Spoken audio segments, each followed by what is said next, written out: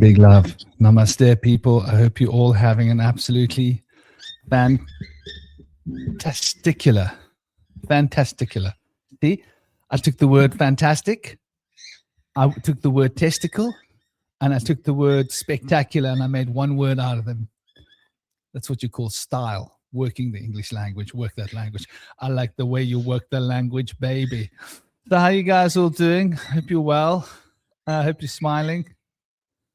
Hope you having an absolutely awesome start to the day, kicking off in style, as I like to say. Only one way to kick off that day. We're going to be getting right into it today. We're going to be getting up close and personal. Oh yeah, baby, we're going to get personal. And this is a topic that is needing to be discussed. We're waiting for TallTree. We've got Toby Shinobi.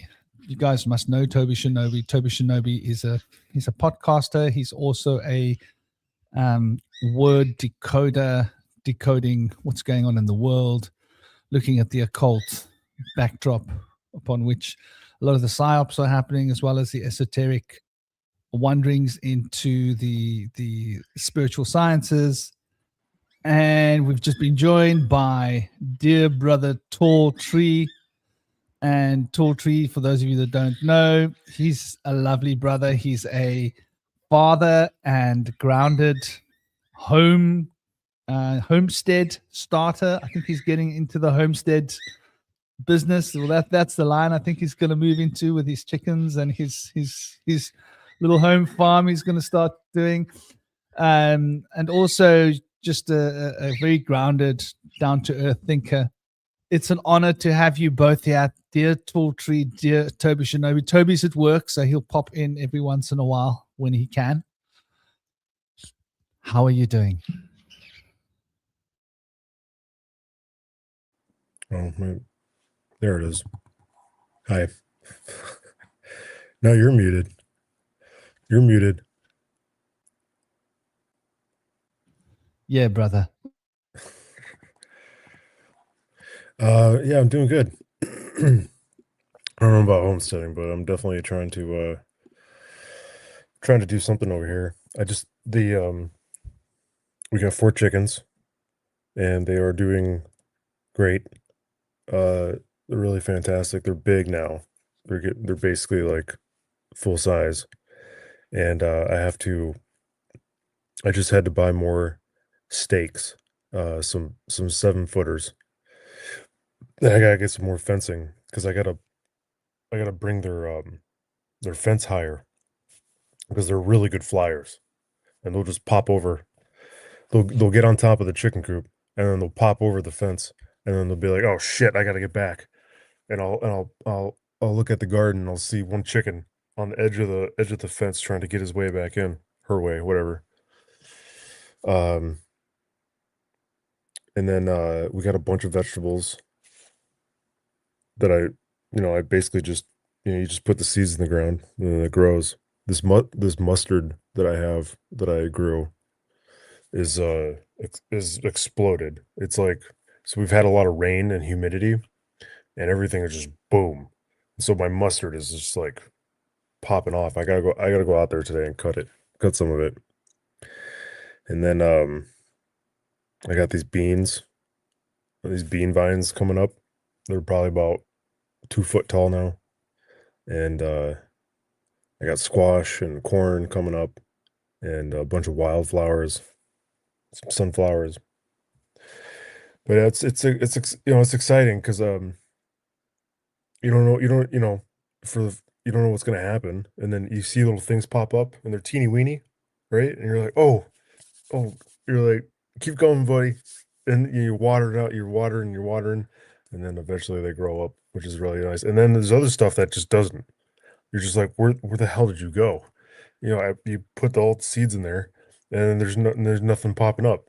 So I think that's probably a matter of like put the seeds too far down on some of those. So whoops. And then I was trying to start seedlings. I don't know if anybody remembers previous videos, but I was trying to start seedlings, in my basement here, and I got a lot of seedlings, and then I transplanted them in some bigger jars that are outside, and I'm still waiting for those to grow. They're still tiny. They're not struggling, but they're not really growing. So um there was there was probably some things that I did when they were first growing that didn't help them. But it's it's a process of learning for sure. I must talk you through that of the transition when you're from indoor to outdoor. There's a process involved. Yeah, for The sure. light frequencies. But yeah, that's you should have transitioned them indoors, kept them indoors, Mhm. and then started the process of transition. But you need to have something to break the light outside, like a light breaker. It's a kind of mesh you buy from a garden, and you get 80%, 70%. So you've got to have two mesh grades, one Mm. 80%, one 80% grade, and one 60% grade. Yeah. And then you transition them under the 60%, and then from there to the 80%, and then from there into the normal. Like it's got Yeah. to be a pro. Yeah, that makes sense.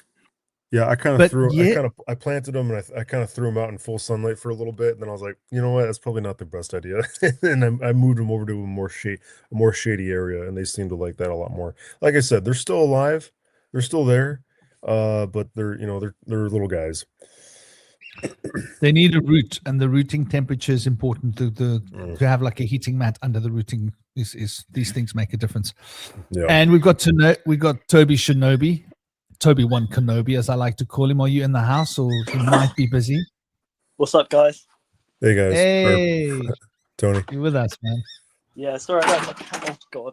Sorry I don't have my camera on for now. I thought I'd just join in the chat. I'm gonna come on in about half an hour to an hour, but I'll be listening, and then I might just jump in briefly. But yeah, I'm just gonna keep my camera off, and while I do some hoovering, listen to you guys chatting, and I'll be on in about half an hour-ish. Sounds good. Sweet. So let's jump in. If you could keep your mic off when you're not talking, because then it's less echoey on the live stream. Yeah. There should be a button on the bottom left. So yeah. We're going to be deep diving today. The esoteric gangsters take over planet Earth. There's a couple of things that I really think we need to be looking at. We need to be talking about this. Like you said, Jeremy, serendipity. This is exactly what you were thinking about. And I think it's on all our minds. These billionaires are out to, I did a little bit of a maths discussion the other day. And more recently, I did a better maths situation here. And I shall show you what I'm talking about, right? This is going to blow your minds. Mind blowing. So we know there's a psyop going on, right? We know that transhumanism is happening. We know that they want us to become AI mad, addicted to AI. We know they've got plans to homogenize AI and humanity. There's a lot of money in this. There's a lot of investment. There's a lot of research. It wouldn't be happening if it wasn't a thing, right? Is that a tripod for your rifle? No, I don't have a rifle tripod. Just checking. I He need might be one. getting ready for the war. No. The AI war. I could see you like as an old man going out for your daily shooting practice and like shooting down the drones, like setting up your tripod and just shooting down the drones, like shooting them one at a time. That could be a lot of fun one day, you know. You'll have to Yeah. teach your daughter to shoot so she can one day get up in the morning and shoot down the drones, you know, using an air rifle that's silent. But Right. these air rifles have got some kick these days, you know. Yeah. You get like a 9mm air rifle. You shoot down the drones. A 50 cal air rifle. I did a Yeah, deep you dive. do. I did a deep dive into air rifles, and they get just as expensive as real firearms and just as sophisticated. It's pretty And dangerous. wild. Oh yeah, I mean it's like any other firearm, but air rifles And you don't are need a license intense. for air rifles in this country. Oh, okay, Isn't that interesting? interesting. Yeah. Yeah, Now, can very you interesting. does South Africa make its own air rifles? Can you import them? I don't know. You can Hmm. buy them. You can import them. Yeah, yeah. Yeah, that's cool. It's a green spot in the law at the moment. They're Yeah. probably going to tighten that up. I need to get myself a couple of air guns before they do, like a Mhm. 9mm air gun, handgun, and because I want to have them without a license. I want to get them before you need a Yeah, license. yeah. I think everything's gonna tighten up. Um, so I just want to talk. I just want to So speak I to think we need your. to get ourselves get our hands on some EMPs for the machines. I don't think bullets will be any good. I think we need EMPs, kind of things to shut down machines. I think there's going to have to be a consensus a communal consensus um, in certain geographical areas where people simply say no. We're not going to have drones. We're not going to have data centers. We're not going to have robots in our community in our area. Like it's not going to happen. Kind of like the same way people have rebelled against like wind turbines. uh I don't know if anybody remembers wind turbines, but uh there were massive problems with the way that they sounded and the way that they were um what the hell? They were like vibrating the air and the ground near people's homes and stuff like that. People who would live near these things would have a lot of problems. Um, and it's thinking about going out in with the more for the morning coffee and shotgunning drones out of the sky is a funny idea, but the FFA still exists and they will hammer your ass to the ground if you start sending bullets up into the air. Um, but if you could just say no, as a community, as your local government just uh, helps everybody out and decides to say no and not have those things anywhere near you. I think that's a better way to go. It's an interesting point there.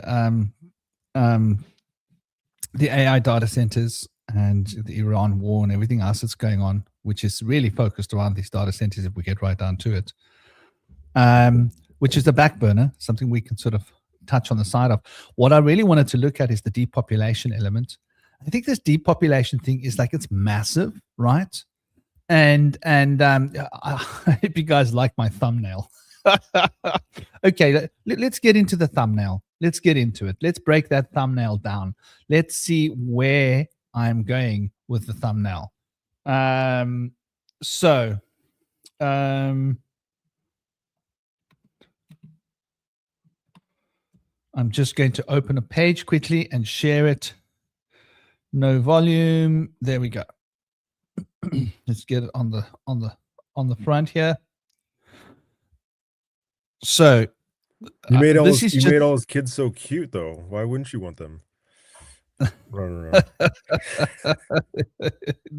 all kids are cute. You're damn right about it. But there are a lot of really cute children in Africa that are being exterminated, by the economic warfare that we're suffering. Well, not Africa so much. I think Yemen is the massive place at the moment, which is Saudi Arabia backed and started. That war they created against the Yemenis people because they needed their port for oil sales. And the US backed them, and UK backed them, and Europe backed them. All the rich countries backed them because they're Saudi Arabia, right? They give us all oil.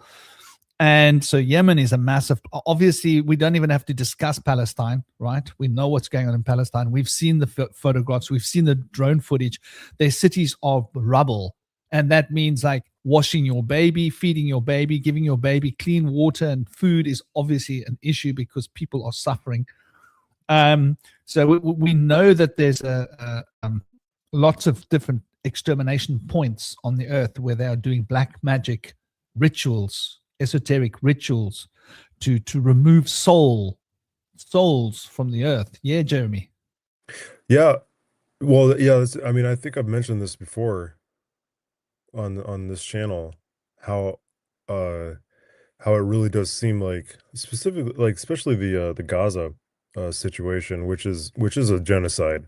It's just a slower form of genocide than than the ancient days when they would just roll in there and cut off uh 80,000 heads in a day. But there's got the way there's got to be some sort of I think that anytime there's like one of these hotspots on the planet, right, of death and destruction and chaos and misery, uh there's I think there's something that feeds off of that and grows exponentially. And whoever's running that operation over there is like just like gaining more power with every life displaced, because it really does seem like the Israeli government is just insane in with bloodlust.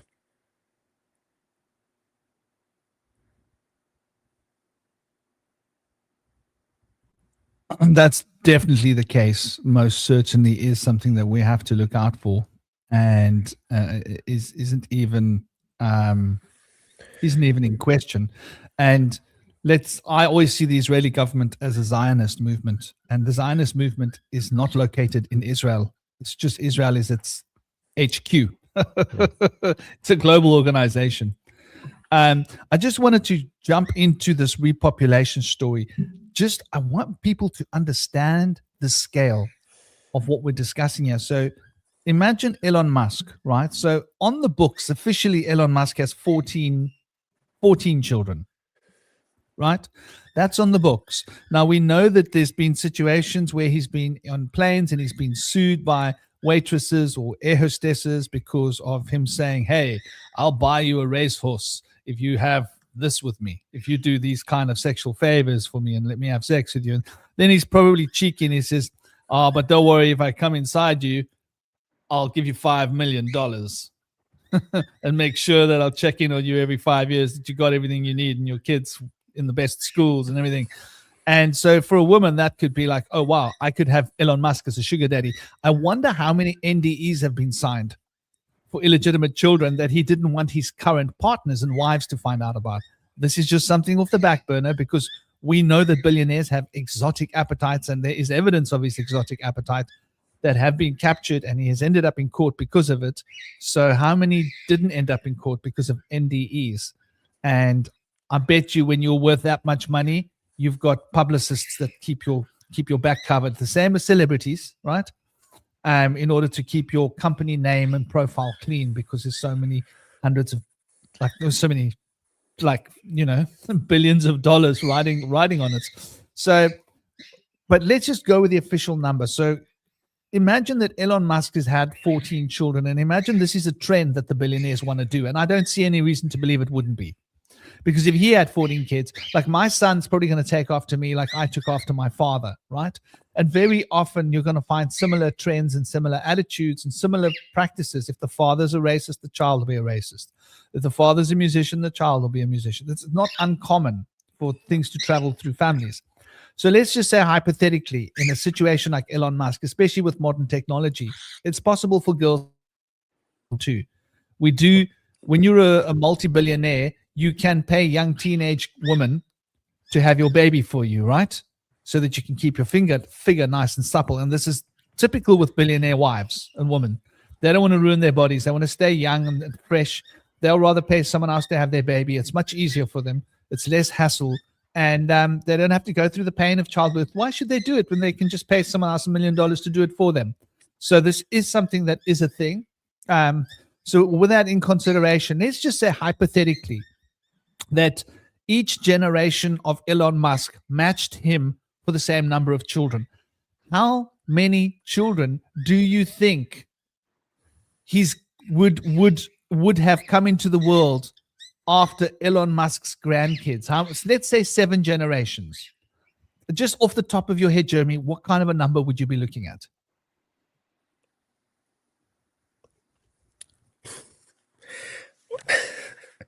So what do you think? 7 generations after Elon Musk's grandkids. If you were to throw a number into the air, what would you think? What kind of a population do you think that would raise, hypothetically? I mean, if it's unbroken, like I don't know, probably somewhere in the billions, 1 billion. Okay, so what do we got? What do we got? I'm not good let's at math. do this. I know it gets crazy though. So imagine Elon Musk's 14 children, each have 14 children, and so his grandkids are 196, right? Yeah. Then we say times by 14. So the first generation after that would be 2,744. Okay. The second generation after that would be 38,000 plus. Right. The third generation after that would be 537,000. The fourth generation after that would be 7.5 million. The fifth generation after that would be, is that 105 million? 105 million. The sixth generation after that would be 1.4 billion. I think 1, 2, 3, 4, 5, 6, 7, 8, 9. 1.4 billion. And the seventh generation after that would be 20.6 billion. Yeah. And that's 7 generations after Elon Musk's grandkids. And that is just one man. Now, let's look at the bottom line. Elon Musk is not the only billionaire that is prodigiously breeding. So let's say Elon Musk only has 1/10 of that, right? 1/10. Then he's still populating 2 billion people on the planet. Let's say Elon Musk only has 1/20 of that. He's putting 1 billion heads on the planet. Let's say all the other billionaires are having their own prodigious breeding schemes. You could very easily see how the entire human race could be replaced by the billionaires within 7 generations of their grandkids. Now, 7 generations of their grandkids, what are we looking at? Let's say we take each generation, right, would be like 40 to 50, right? By that stage. Elon Musk's like, I think he had all these children by the time he turned 50 or before he turned 50. So let's say it's 40 to 50, which is what most people would use. That's their breeding age normally. Especially when you're a billionaire, right? For the rest of us, it doesn't work like that because it costs money to have babies. But when you're a billionaire, that's not an option, right? You can just breed when you're like 18 or 19 because money's not an object. You can have as many kids as you want, and you don't ever have to worry about paying university or their futures or, setting them up in life. The rest of us have financial constraints, so we don't have like 50 kids because we can't. And also there's, responsibility like towards the human race, like how many children does the world need, right? Are we being greedy? But you can see how very quickly that could become a repopulation scheme of the rich. Let's say all the rich 1% billionaire families all did this to some degree. They could literally replace the human race within 300 years. Within 250 years, within less than 3 centuries, the human race can be replaced. How is that for something to think about? Like, I mean, not partially replaced, I mean replaced. Now, what would they have to do in order to make this a reality, right? They would have to exterminate the human race. And is that already happening? I mean, what are your thoughts? I'm going to have to say no. Because, okay, so if the plan is to, wipe out the Georgia Guidestone the planet, and wipe out everyone who isn't in this class of people, and then replace them with with the Musks, with the Musk family. Well, okay, so there's basic, there's basic realities to living, right? You gotta shit, you gotta eat, right? You gotta live under some shelter. You have to, gather resources and keep the infrastructure going, and you do all you gotta pick up the trash, and you gotta milk the cows, and you gotta uh you know do all these things. So there's always gonna be a hierarchy, right? So the these billion these the billionaire class, they don't want to touch, they don't want to touch the poopies, right? And I don't think I don't think the kids are going to want to touch the poopies either. So they're going to have to keep around some sort of working class, or slave class, to manage all this sort of stuff. So not all of us are going to be wiped out. Also, I think that I think that are probably there are probably some systems in place, that are far beyond the capabilities of someone like Elon Musk, to mess with, right? So what's the net worth of Musk, right? Elon Musk, net Must be a worth. third of a trillion, more than a third of a trillion. Let's see here. It is approximately 839 billion. Okay. Oh my God, it's more than doubled since I last looked at it. That's Right. ridiculous. I looked at it a So few years ago. It was like under 400. Oh my God. yeah. It's going to be a trillion soon. Well, there's families out there. There's families out there that probably have multiple trillions, or at least in the asset class of multiple trillions of dollars, right? Like, in we've talked about this before, where those the people, the world controllers, the ones who actually own the water, right? They own the water.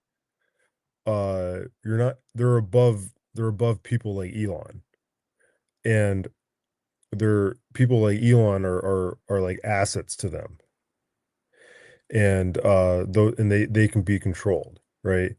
um think about why the whole Mars thing is off the table now. It's off the table. He doesn't really talk about it anymore. Either because uh he was like, I'm gonna go and I'm creating the technology to do so, and then was like, no, you're not. So some hand descended down from the clouds and was like, well, you can't do that, or they're doing it in secret or something like that. Anyways, the point I'm trying to make is that uh the I think those type of people are operating within some constraints, you know and I don't think a guy like Elon Musk is bold enough, or has the balls to actually take on the world, and fashion it in his image, because I think that would take some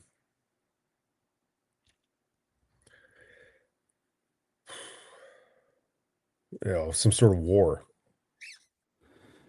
I think he's definitely part of a regime. I don't think he's on his own. I think he's part of a collaboration.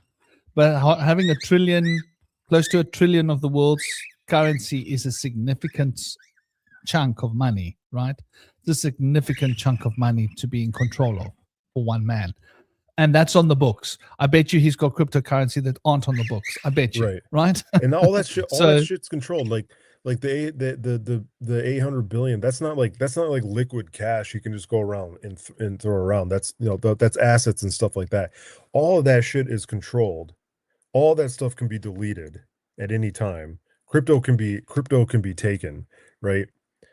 I think I think when you get to that level, to that level of the game, you are extremely confined in what is possible. And in order if you wanted to break out of the system, basically, uh, it would it would it would take an intense amount of effort, and you'd be laying your life on the line immediately, and all your kids. You know, I think that so as far as the children, having all the multiple wives and the children, um, I think somewhere down the line, Elon Musk read some books, or got some advice, or just realized that this was something he could do. And it's not any different from any other great man of history who had a lot of power, wealth, and fame, to uh to turn his sex addiction into actual families.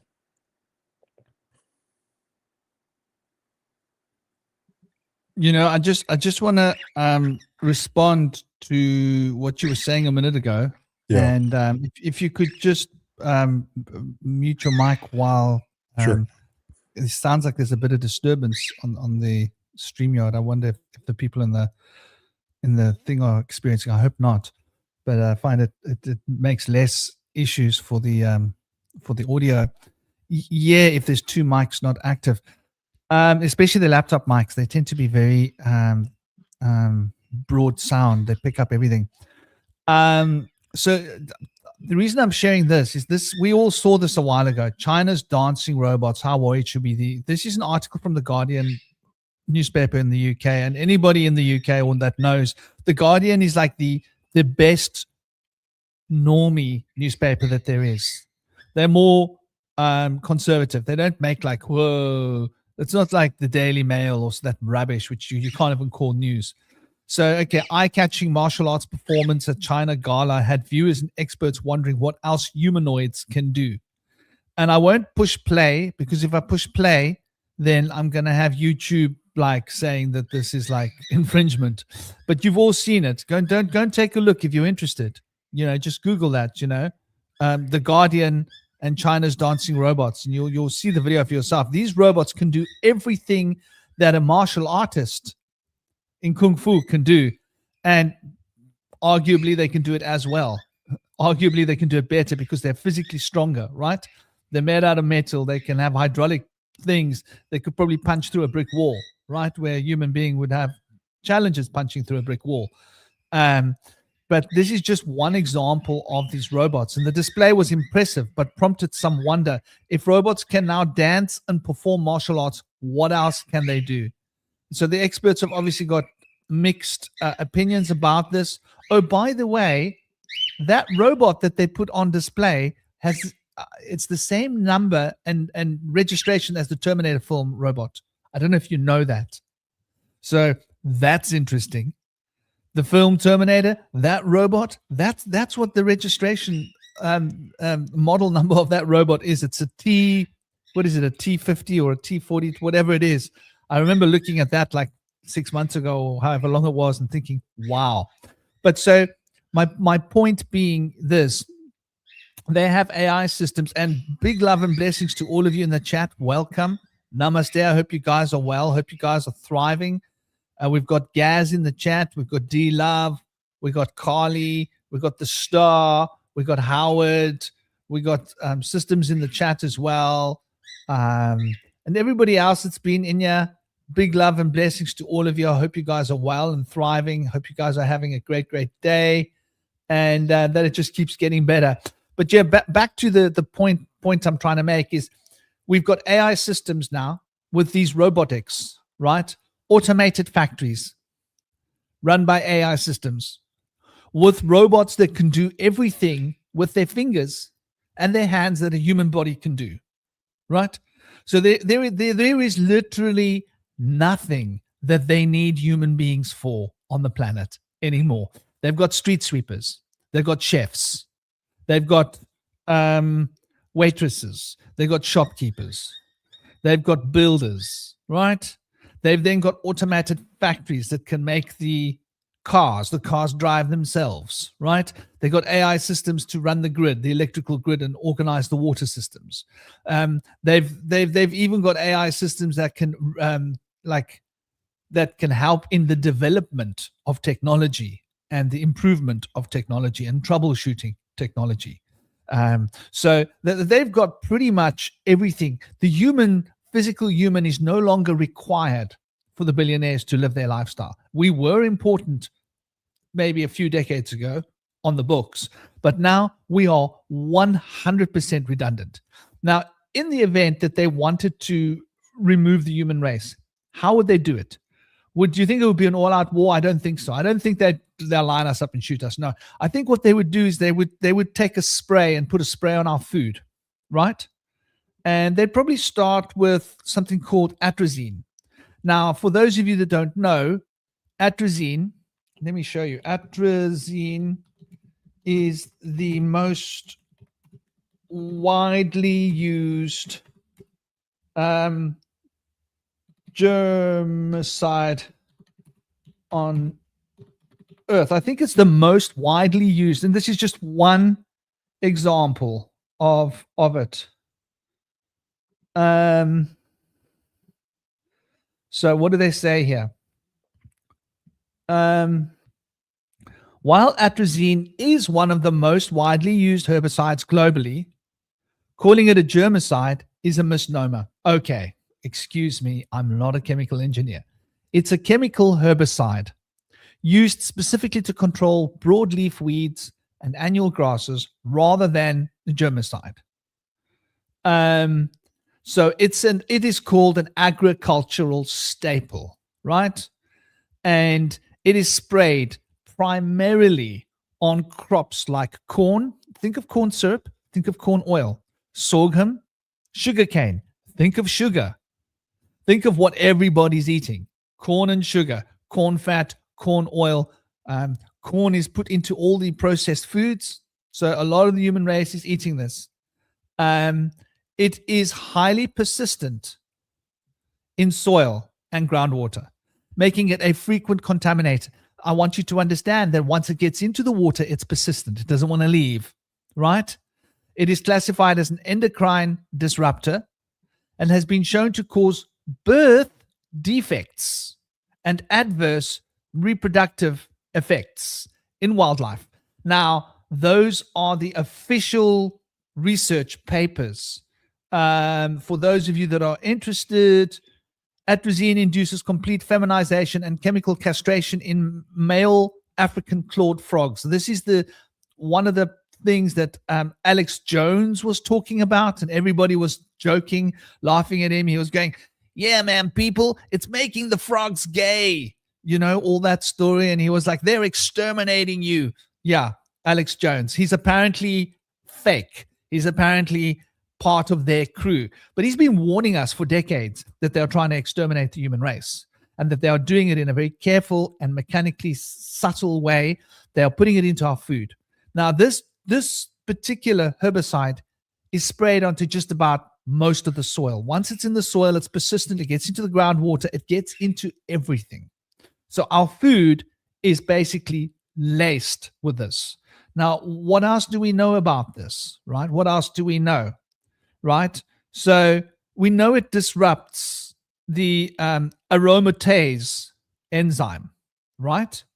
Now, the research proves that it disrupts aromatase, and this has got to do with testosterone production in males, right?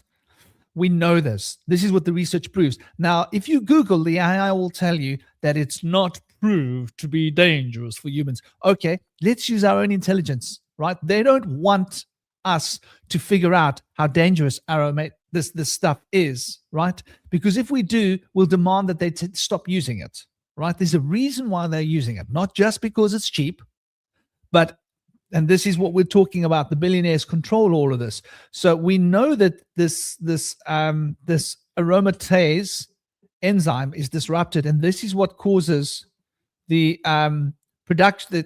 This is what causes the feminizing effects in animals. So it's not just frogs. They've done research in other wildlife animals as well. The really important question that we want to ask is the next intelligent question. Do humans have this hormone? Because if this substance disrupts that hormone, and that hormone is important for testosterone production, do humans have this hormone that this substance can disrupt? And the obvious answer to that is yes. Humans have aromatase. It is not a hormone in itself. Sorry, it's an enzyme responsible for converting androgens like testosterone into estrogens, right? So we can see how feeding this to the human race, why it has a feminizing effect on men and has a particularly, it over estrogenizes the woman's body. Now, there is another thing that's very, very, very, very common, right? And the other thing that's very, very, very common, right, is, where is it? Okay, so xenoestrogens. Let's go. Xenoestrogens affects women's fertility and men's. So the other thing that they are basically pumping into our systems, into our water, everywhere, is xenoestrogens. These are just two examples, right? It's a foreign synthetic plant-derived chemical compound that mimics hormonal estrogen in the body. What this causes in women is it causes them to become overly estrogenated. That causes endometriosis. It causes the egg cells not to want to stick to the lining of the uterus, so they get flushed out. It basically disrupts birth and very often can cause birth defects. Right. So we know for a fact that the xenoestrogens is everywhere. You cannot live in this world, in a city, without taking in xenoestrogens. You cannot. If you're eating a lot of foods, it's especially high concentrations in a lot of the food that they're pushing. All of the soya in the meat, all of the soya in a lot of the processed foods is all xenoestrogen rich. We know the other one, the atrazine, is pretty much in all of our foods. Imagine livestock that are being fed xenoestrogens and atrazine, right? Imagine them for a moment. And imagine these livestocks are then basically eating this and eating this and eating this for a long, long time, storing it up in their fat cells, right?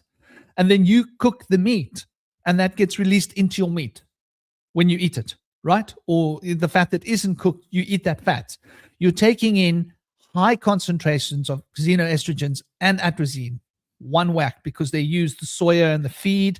So if you're eating meat, you're probably getting a double hit, right? If you're eating a vegetarian diet, you're probably getting a very rich hit unless you really soak your vegetables in warm water, but still you probably can't avoid it. So we know that they are flooding all of our systems with these. Now, you might not see the effects in one generation so prominently, but you might start to see more of the effects in the second generation. By the third generation, it might be becoming a bit of an issue. By the fourth generation, it might be a problem. By the fifth generation, it might be a severe problem. By the sixth generation, it might be actually stopping us from being able to breed. But not a problem, is it? Because we know that within 7 generations, they can replace us. So is this a deliberate takeover of planet Earth? Are they using our food and our water supply? And I've just named 2 examples, right? Microplastics also has a affects fertility. And there are a list of chemicals as long as your arm that we could go and find in sight that affect human fertility that's in our food and in our water. We need to take it, like we need to pay attention to this, right?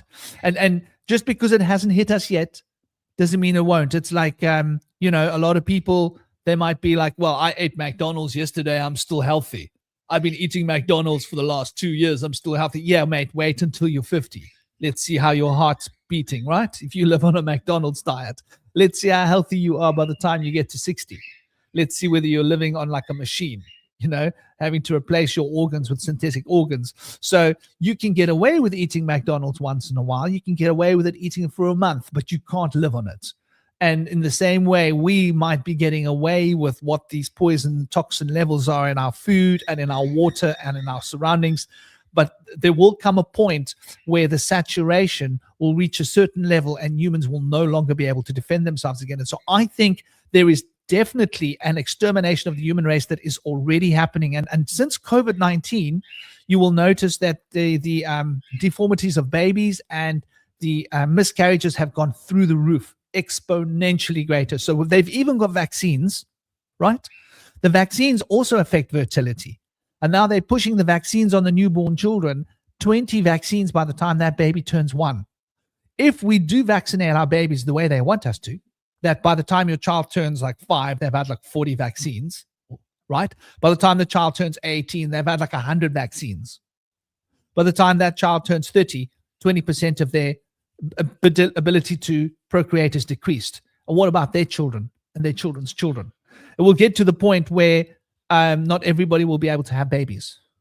So this is what I think is happening. I think they are exterminating the human race. They're doing it slowly. They are using poisons and toxins in foods. They're using the FDA. They are using all of these other control the farming by super farming, corporate farming, Monsanto's. And while they're doing that, they are breeding to replace us. And they've got AI and robotic systems in place to pick up the workload. I don't know. Is that really that far-fetched?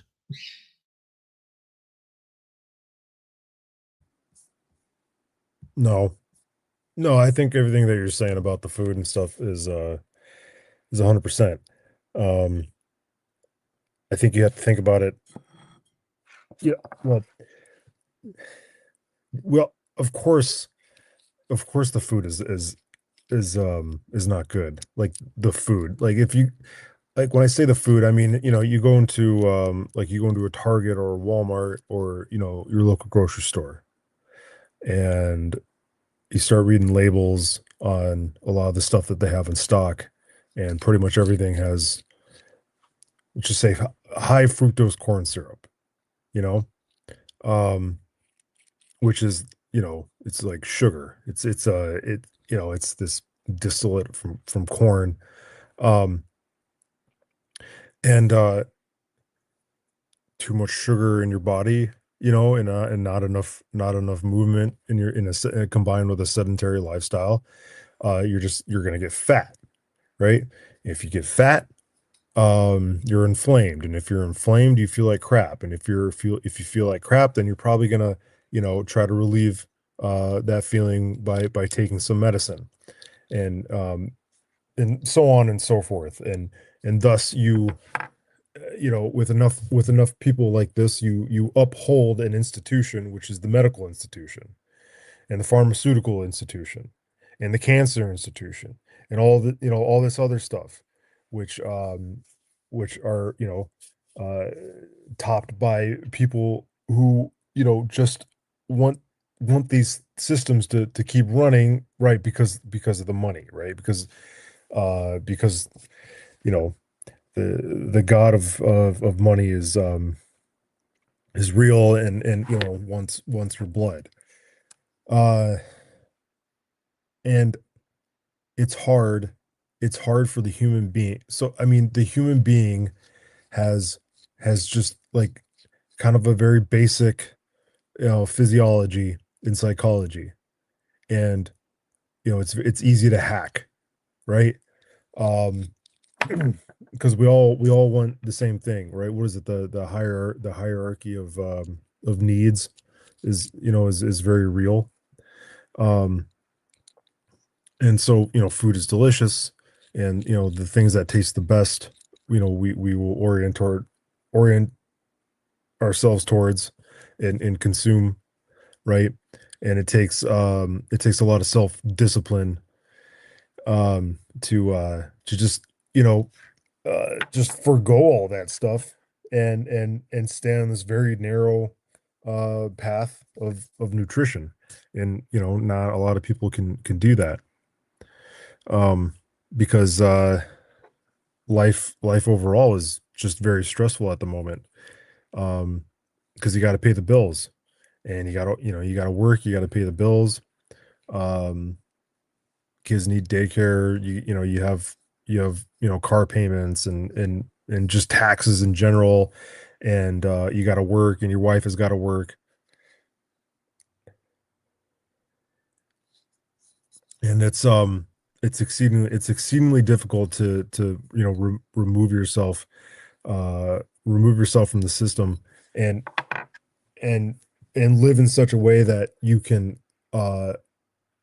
offset, right, the debilitating effects of like the war against you as a human being. Because I think I think after COVID, after the wake up call, which was COVID, right? The pandemic, or whatever you want to call it. I think by this point, if you should understand that was something that was done to you by other people. And you start from there, and work your way backwards, and see where you get. But I think the population, like, it doesn't help if the population is being controlled through the food, by our physical and mental degradation over time, leading to early deaths, and a general lowering of IQ and testosterone and things like that. Excuse me. Shit, I lost my train of thought, but another thought came to my mind. Look, the most dangerous thing to the systems of control on this planet Earth are high testosterone, well organized men, young men, because they can get together and form war bands and completely fuck their shit up, right? So lowering the testosterone from a very young age, and feminizing men, keeps them weak and docile, all the things, right? Which is, and for the last couple decades or so, you've seen this rise, and what is that word, that catchphrase, toxic masculinity, right? The toxic masculinity. You got the toxic masculinity, and you got the whoredom of women. Those two things combined are the playbook for our not necessarily our destruction, but our enslavement. To keep their system running as smoothly as possible for them. For the people who run all these systems. Because if you, like I said, if you have tight knit communities of high testosterone men, that is extremely hard to break up. Like you have to go kinetic. And when things go kinetic, things go extremely messy. You get extremely messy.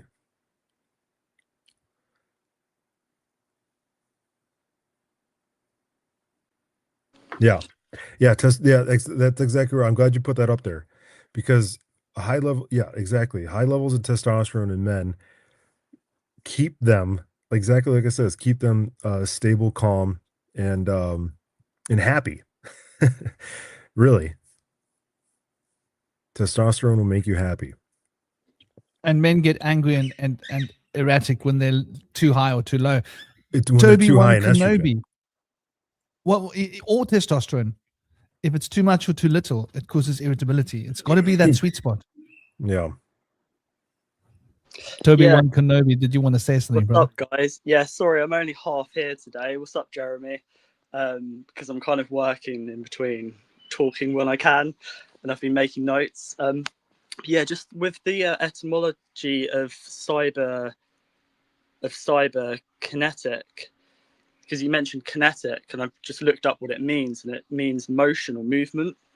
Well, cyber is like psi, which is the psyche, and ber is like when you're cold. So cyberkinetic, like this kind of technology that they're creating for us to merge with, is isolation.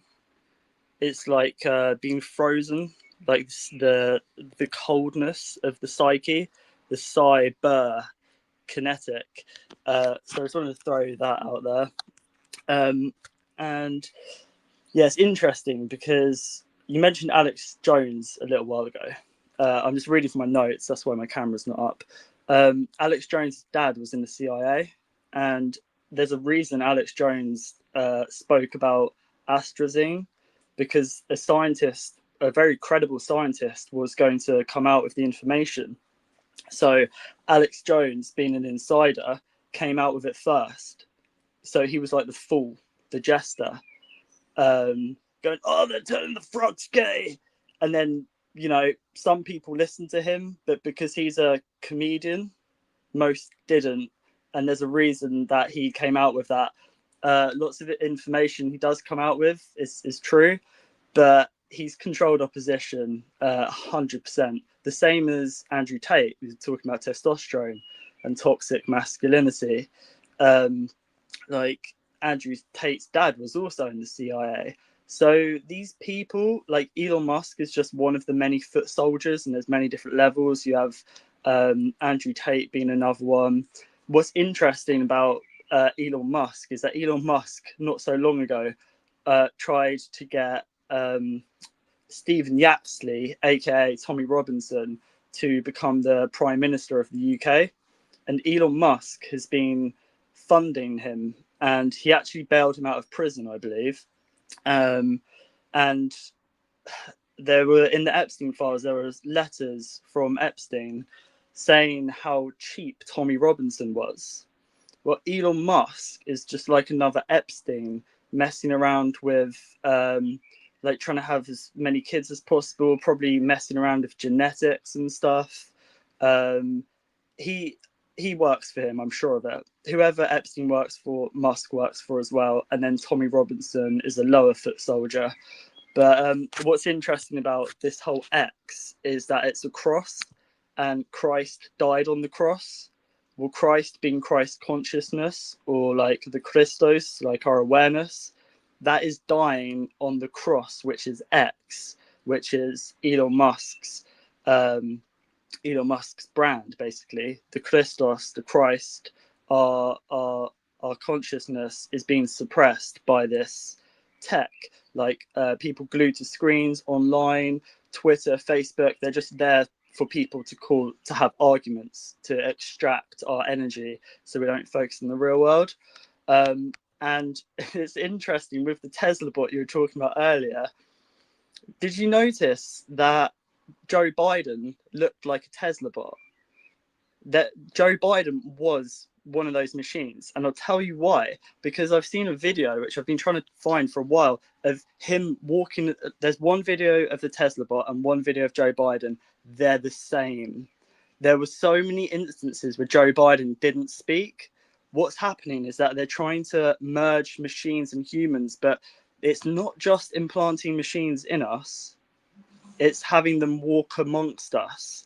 So first they need to make us less human, which they've been doing for a long time. And then they're going to kind of slowly bring out these machines like they have done now. The whole they, them, machines will be called they. Machines won't be called he or she. They'll be called they. They need to change the language. They need to make people, they're already making brainless clones. MIT, like you can read a document, search up brainless human clones. Yeah, they're making them. You know, some people seem brainless, but they're literally making vessels for these machines to enter. And at the same time, they're trying to merge these machines with people. But 100% Joe Biden was a machine, because he couldn't speak quite a lot of the time because these machines, you know, they probably haven't perfected the voice yet. But I think that this whole kind of suppression of humanity, this division, this whole like disclosure, being aliens, like getting us to look up and look out, it's bullshit. The aliens are already here, and it's this technology. This kind of off-world, what's alien is like isn't human. They're already inside some of these people. Like Elon Musk is a moon child. If you search up, it will say no, he's not a Cancer, he's a Gemini, and then it will say his birthday is a Cancer. So he's a moon child. There was a whole ritual done with his birth. There's probably rituals done with his children's birth as well. And what's happened is that these so-called elites, these parasites, and even like secret societies now, which are inversion from what they used to be, they do rituals, they do ceremonies, but we don't. Most people don't, and there's power in that. There's magic in that. And what they've done is they've mechanized our magic. We have technology, which is just these kind of thinking machines, and now we don't feel like we have to think. Most people, this technology does it all for us, but we're at a crossroads, certainly, and this X is just the crux of the crossroads. And then the whole Christ dying on the cross, yeah, in the past there might have been somebody called Yeshua who died on the cross, but right now the collective consciousness is dying. By dying I mean changing. It's being changed on this X on this cross, and we're at a crossroads of a crossroads of a crossroads. There's for so many on so many levels. But it's super interesting that this whole machines merging with humans merging with machines. We can see this happening now, but what they need to do is they need us to become more machine-like first, because we're too chaotic as humans. This is why they need digital ID. They need 15-minute cities. They need so much in place to further their plans. And going to Mars, Elon Musk saying he's not going to do that anymore, it's because we're already at war. His whole thing was like a kind of stepping stone of like not literally going to the planet Mars, but just trying to summon Marduk, like this ancient egregore or being or whatever. I think they've succeeded in summoning Marduk. Now they just need to make this entity into flesh, into machine. They tried doing that with COVID. Tried putting off-world beings into bodies. They died instantly. There's just a lot going on, basically. So yeah. So it's a bit all over the place there, because I've been writing notes, so it's a bit like ad hoc. No, that was great, man. Hey, there was someone in the chat here, DLove3636. I think it's a question asked, is all resistance futile? And the answer is no, of course not. Like there is a war against you and your spirit, and you need to be aware of it and actively fight against it. But just the fact that you can fight against it means that it's not futile at all. Like there's like the way the universe works is like there are a set of laws, God's law, natural law. Like there's a way that it works, and because you're here, as a human being, you can orient yourself perfectly with that law. And part of that is your resistance to the evil that works against you. And that resistance is, it's like either you can be part of the resistance, or you can do nothing, or you can be a part of the other side. And those three things are eternal. That's what this place is. All that kind of there's that war is going to go on for forever. But you get to choose what you do, like here and now. And and hopefully, you choose resistance. I've just been sharing a couple of things while you guys have talked that's relevant to what's being said. Resistance being futile. That started with Miss Doctor Who, right? In the 60s and the 70s. When was it? I don't know when it was. 1976, right? And those were those robots that were trying to take over. So they were a race of intelligent robots that were at war with the Time Lords and humanity and wanted to exterminate humanity and take over the world, right? Doctor Who, 1976. Then they did the Terminator film. Sorry, then they did the Star Trek, right? And in the Star have the Borg. Now, the Borg are basically a race of AI, robotic cyborg beings that go around absorbing humanity and all other races into the cyborg infrastructure so that they become part of a hive mind controlled by an AI system. I mean, you can't make this up, right? This is what they've been training us for like decades. Since the 70s, they have been training us with the unconscious idea that resistance against transhumanism is futile. That there's a reason why they were training us, right? This is really good to know, right? Like if you're in a fight with an opponent and they look at you and they say, you don't stand a chance against me, they're scared. Because they had to say that, right? If they're not scared and they know you don't stand a chance, why would they have to tell you don't stand a chance against them? They want you to believe that you don't stand a chance against them because they're actually scared of you. Otherwise, they wouldn't have to say a word. They'd just be like, yeah, I'm not really bothered about this. Like, I'd rather avoid this, but whatever, So the fact that they've been entraining us and programming us and trying to put these catchphrases into our unconscious with regards to transhumanism is because they know that humanity could at any moment flip the switch on them and say, nah, we don't need transhumanism. We're shutting it down. We don't need AI. We're shutting down the data centers. And who the heck are these billionaires? And why do they own everything? We're just going to take everything back from you because you don't really own it. Nah, you've been cheating us with the fake economic system for like decades, and we now figured out what's happening. We're going to reappropriate all of that extra money. Yeah, you can keep 10 million, that's fine, but the rest we're taking. All the infrastructure, everything you own, we're taking it, and we're giving it to humanity. And this is going to help make the world a better place. So namaste, Zephi and Otigili. It's been a while, Otigili. How are you doing, man? Sending you big love. So at any point, humanity could flip the switch. And I think it's not just that resistance is futile. It's that if we resist, their campaign is futile. I think that's really what it is. The real futility is them. What we've got is a small group of people that are manipulating us because we believe that we can't do anything.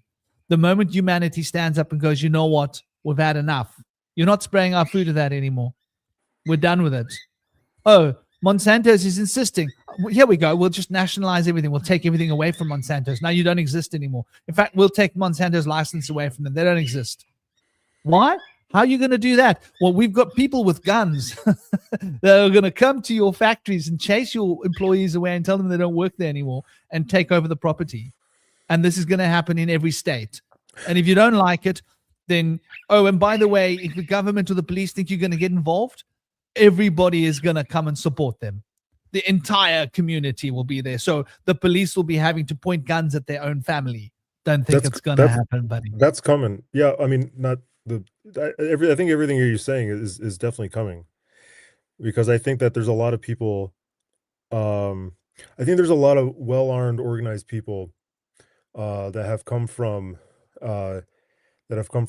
certain types of backgrounds, who spent a great deal of their life, overseas running guns, and came back and nearly died from mental trauma, got healthy, and started to figure out that they were lied to in a very tragic way. And I think a lot of those people have been are very smart and have been paying attention for a long time, and have the ability to organize and influence in a positive way a lot of people that around them into active cells of resistance. And even just normal everyday people are every they're just think about the money. Like your money just doesn't go as far as it used to, you know, even within your own lifetime. And you look at, like, I'm 40, and a lot of people my age, they look at what their parents had, and they look at what is available to them, and we're like, what the hell's going on? And eventually, when the pain gets strong enough, people are going to start, overturning the table. Why, they're going to be like, well, why why what, I wasn't sure where I was going to go with that, but I think you get my point. um I think I have to go. I think people are starting to wake up upstairs. Well, um brother, just to make your point, yeah, Elon Musk's worth was 400 billion in 2024. He's yeah, more than doubled his net worth in 2 years. That yeah, money came out of that's, our pockets, humanity's. well, that, I mean, I would say that, I mean, I'm not I'm not gonna I'm not gonna say that Elon Musk doesn't make his money in a legitimate way, that's legal. However, I will say that when people that are that wealthy do not then turn around and start bringing up everyone around them, that bring, like we're the commons, okay? People like us, the people that we're talking to, the people in the chat, we're the commons. And when the elites above us, mess around and play around with the systems of the world, we're the ones that always suffer. However, there's more of us than them, and we decided, when the commons decides that we've had enough, we band together and we take them out, right? We storm the castle, we guillotine guillotine the rulers, and then, hopefully we have something in place, and there's not like decades of wanton anarchism and bloodshed. But there what we're looking for is some sort of, what is it called? No, I'm gonna butcher this, but like nobles, the obligation of the nobles to uh to cater to the commons. Like, we need people that have the means, have the money, have the influence, um to bring about some sort of wealth for the commons, and and take the boot off our neck, financially, agriculturally, um all that sort of stuff. So anyways, I gotta go. I'll talk to you guys later. Well, bless you, dear brother. It's been an honor having you. Thank you for bringing your insight and your heart to the space. Always love your energy. Always love your consciousness. And I hope your little one enjoys her dance class, man. Absolutely. Ballet. So Yeah. big love to her. Big love to you. Big love to her, mommy. How's your partner doing? How's Lauren? Is she well? She's doing very good. Nice. Yeah. Nice.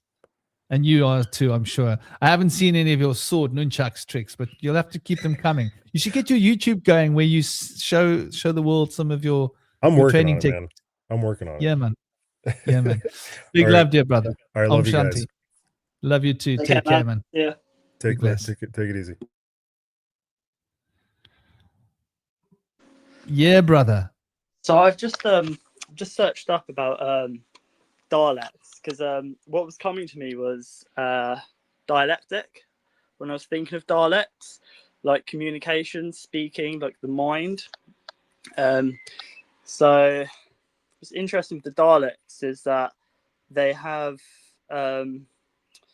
massive intellect, like very sort of like mind. They have an exterminated gun which looks like a whisk, like literally, like, because when you mentioned them, like whenever they use their weaponry, they always say exterminate, exterminate, like the words of what have power.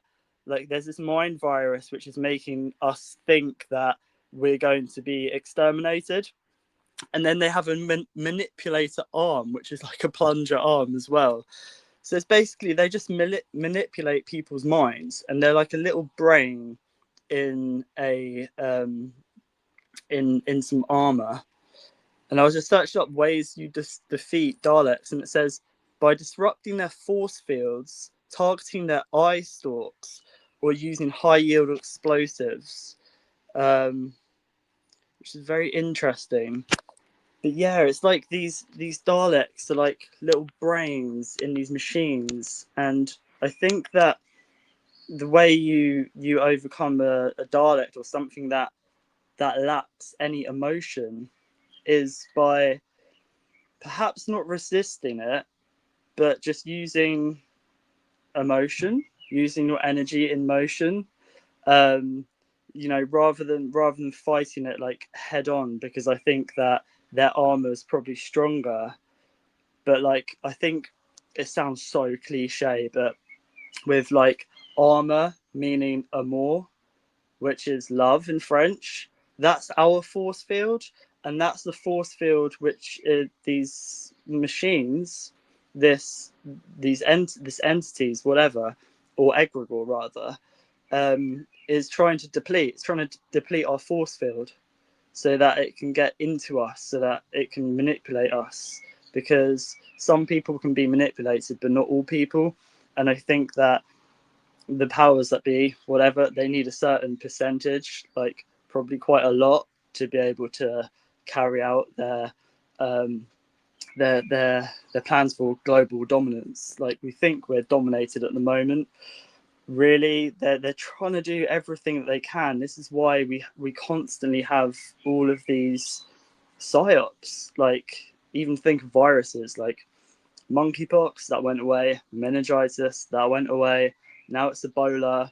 They're just trying to constantly pushing this narrative of like of fear and trying to inject us with stuff. So like, I guess resistance isn't the right word, because that kind of implies that they already have power. It's like saying, oh, they're taking our rights away. It's like, that kind of implies that we're given rights in the first place, and we are. But really, our rights shouldn't be given to us. We have a inherent right which can't be given to us or taken away. So I wouldn't call it resistance. Perhaps there's another word we can use for that.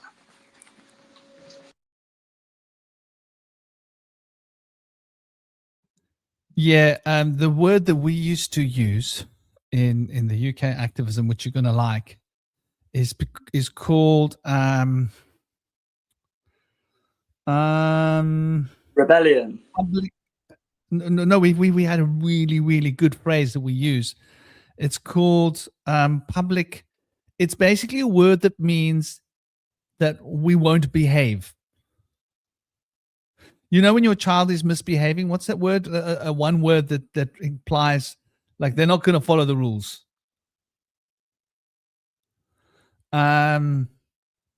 Public. Anyway, that's what we got to do. We just don't follow the rules. It's that simple. We don't follow the rules. We don't do what we're told. Right? If we don't do, imagine people just stop doing what they're told. Right? Like everybody. How are you going to govern a population that doesn't do what they're told?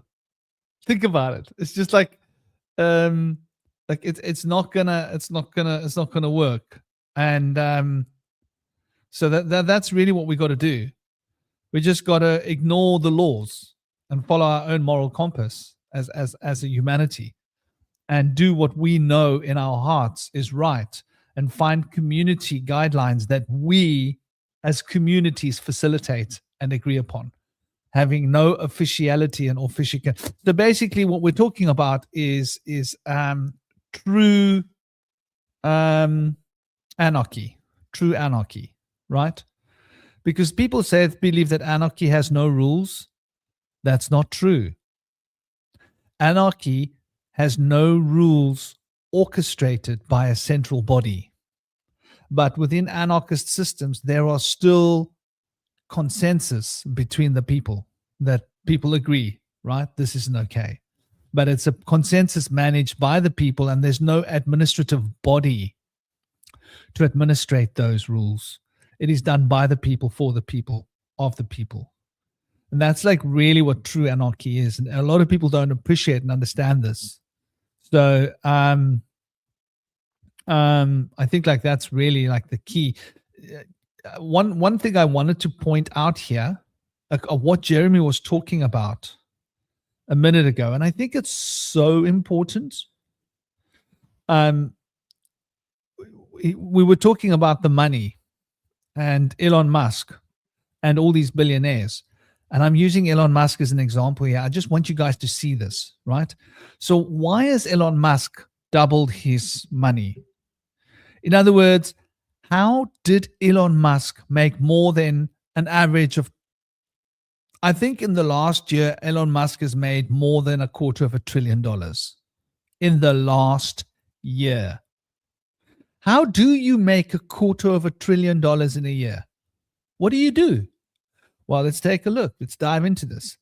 So Elon Musk has on the surface not been supporting stable coins. Now, for people that don't understand this, and I don't want this to become too political or economically focused, but stable coins are basically the US's way to get out of debt. They get everybody else trading, acknowledging their stable coins, and they then tether the stable coins to their currency, right? And they crash the currency, the US dollar. The stable coin becomes the new currency, and crashing the dollar, their debts were in US dollars.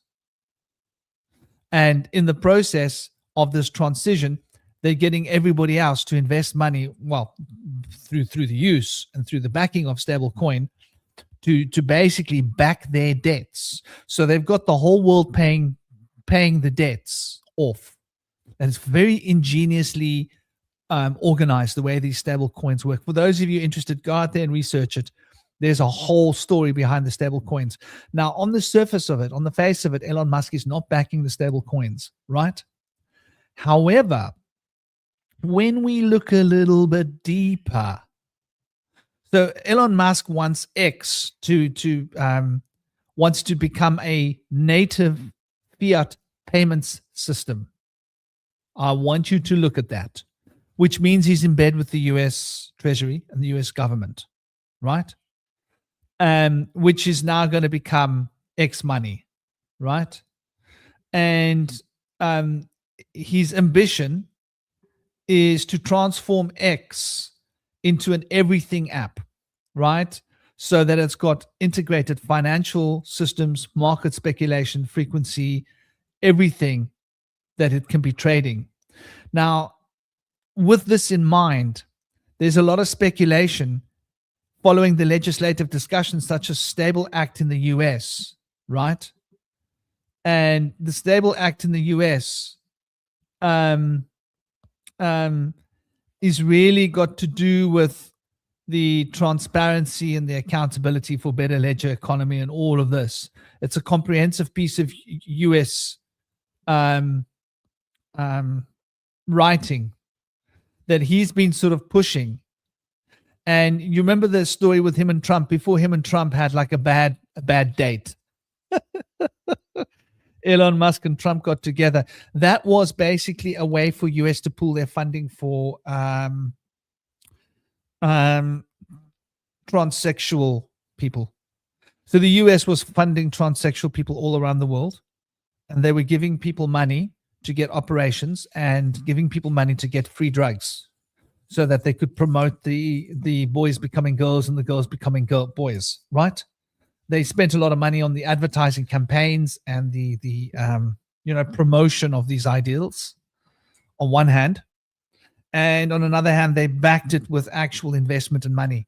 So most of the money that was cancelled, a lot of the money that was cancelled was money that was being given to all the countries around the world, which were basically using that money to help change the sexes of human beings. So they promoted this idea and then they pulled the funding. And they couldn't just pull the funding because it would be such a hot potato politically. So they had to get Elon Musk involved because he's a corporate person who's come there to save the US economy. And Trump was able to hide behind his shadow. And they were able to pull the money. And now you've got all these people that have had sex changes all around the world, and they're basically being sold out the creek because now their own government's taxpayers have to pick up the bills, or else you got a constitutional problem in every country. All those people that have had sex changes not being able to afford the drugs necessary to maintain, and they would just basically, like flies, they would fall over, and that'd be the end of them. So there's a whole big story behind what's been going on with Trump and the US government over the last year and a half, 2 years. And we've seen, sorry, did I say Trump? I mean Musk. And we've seen how Musk is embedded. Now Musk, once again, is pushing this idea of Twitter becoming becoming something that can basically trade in money. And the stable coins are really a big part, you see. So the implications are that tech leaders were to launch stable coin on X, right? This is coming, people. This is coming. Stable coin will be on X. Now, why this is important is because X has got billions of users. And if they can push stablecoin on X, I'm pretty sure that Facebook will be next and everywhere else will be trading stablecoin, which means that stablecoin will be the next global currency, which means that that will be the way that the US writes off all their debt. But in the process of Musk being a part of this engineering idea, he's making money. Now, where does that money come from to write off the debts of the US government, which has really funded all of the wars that we've been watching over the last couple of decades, few decades? Right? 5 decades, whatever. There's been a lot of wars. US is always involved, right? Ukraine is one of the most notable ones. And Israel. Who do you think gives Israel money to bomb the Palestinians, right? All of that money is going to be paid for by all of the rest of us. Our tax government, tax dollars are going to pay for all of those wars and all of the interest that the banks have taken for all of those wars, which means that the inflation on every country will be high. This is why we're experiencing massive inflation, everybody. That's why the price of our food is going up. And it's why Elon Musk happens to have made more than $250 billion US in the last year. That's how you make more than $250 billion US. So actually, Elon Musk literally has made more than half of his fortune off of all of our dysfortune.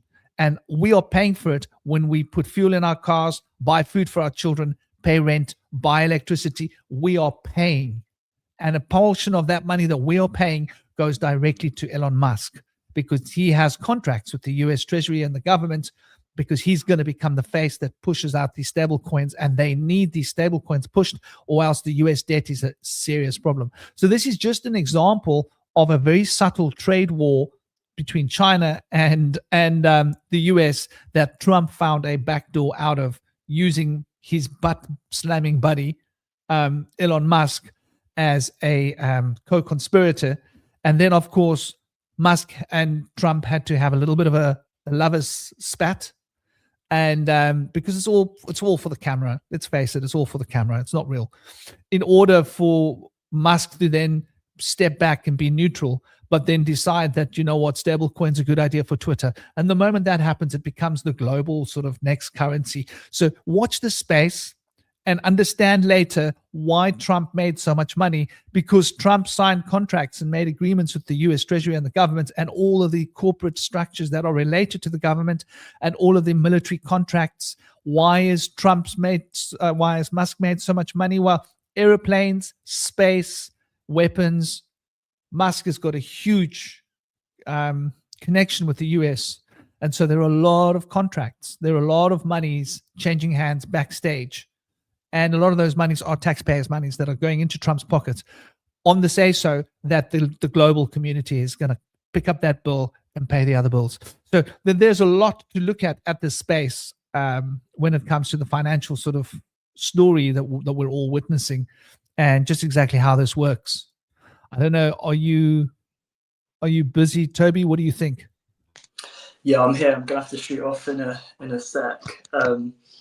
But yeah, Elon Musk is kind of making himself out to be the savior archetype, because him and Sam Altman had a bit of a tiff over OpenAI.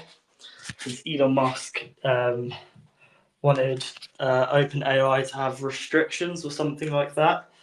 And then Elon Musk has obviously funded Tommy Robinson. He's been on the big screen on the so-called freedom marches here in the UK. So yeah, he's just making himself out to be a kind of savior archetype. But yeah, as Altruition says, it's a controlled demolition. And what's happening is that they're gonna crash the economy, and then he's going to be the savior and probably be the one peddling the universal basic income.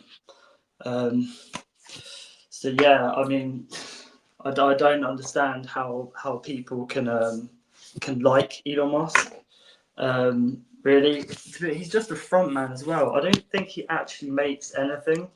He doesn't make anything. He just steals, and he's just like the face of a brand. He's the face of X, but he's not really the one behind it. He's just like a puppet, somebody for people to like get behind. And it's interesting you mentioned with the Trump and Elon Musk, their kind of their falling out they had. It's theatre. It's all theatre.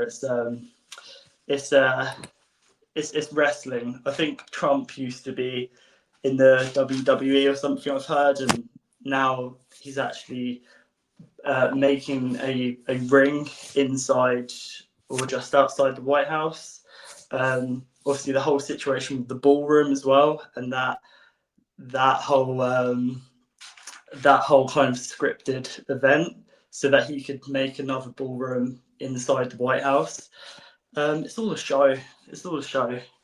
And I don't know to what extent I actually believe what kind of technologies they have. I mean, I think they do have those robots, because Biden was clearly one. But I mean, we have way much more power than we're made out to believe. And I think that they fear that. They run on fear, and they need us to be on their vibration of fear. And they want us fighting each other. They want to create this resistance.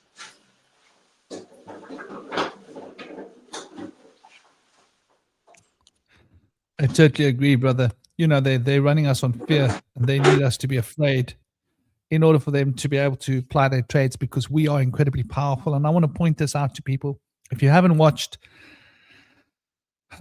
somewhere in the autobiography of Shaman that I put out there, you will see how I talk about how I have personally been party to the disruption of psychotronic technology using nothing but mind. And I prevented an abduction by doing this. And it wasn't just something that I experienced, it was witnessed by somebody else who was there as well.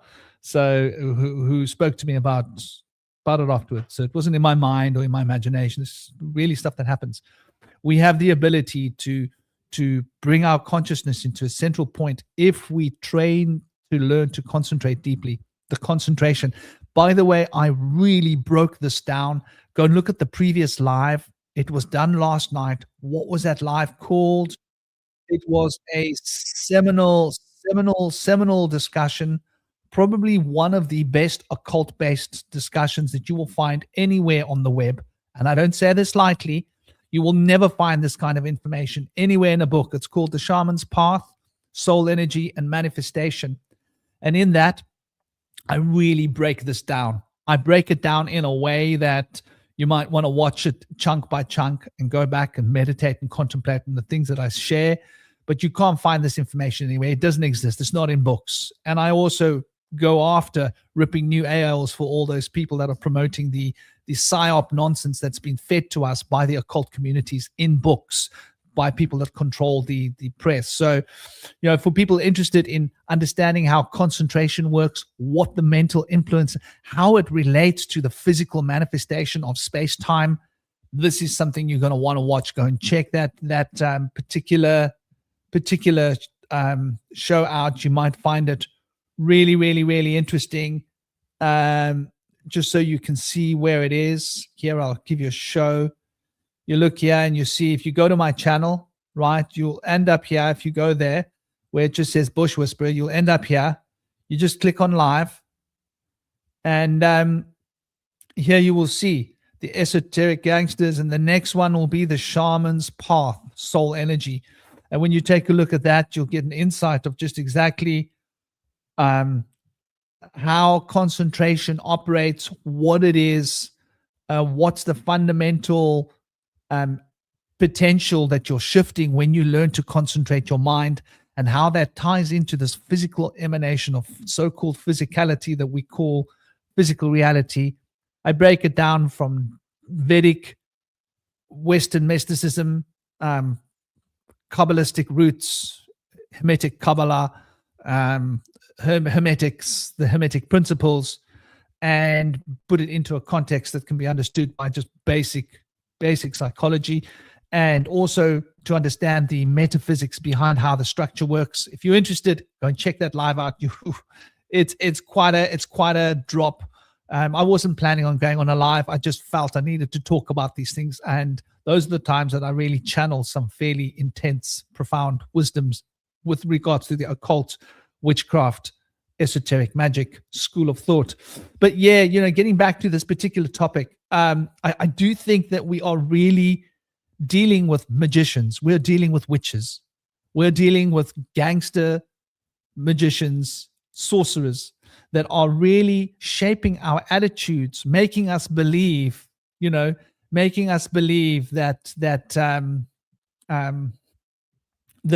nonsense, right? That total utter nonsense. That sorry, that was not what I wanted to bring up. That basically we are not able to fight them. That resistance is futile. That's where this started with the Daleks, right? Started with the Daleks, and then Star Trek and the Borg and the AI. They want us to believe that we can't fight them. Oh, but baby, we can. If you practice austere meditation and you learn to develop your concentration, I'm telling you that the AI will not be able to process your mental currents. They will be scanning you through the technology around you. Make no mistake.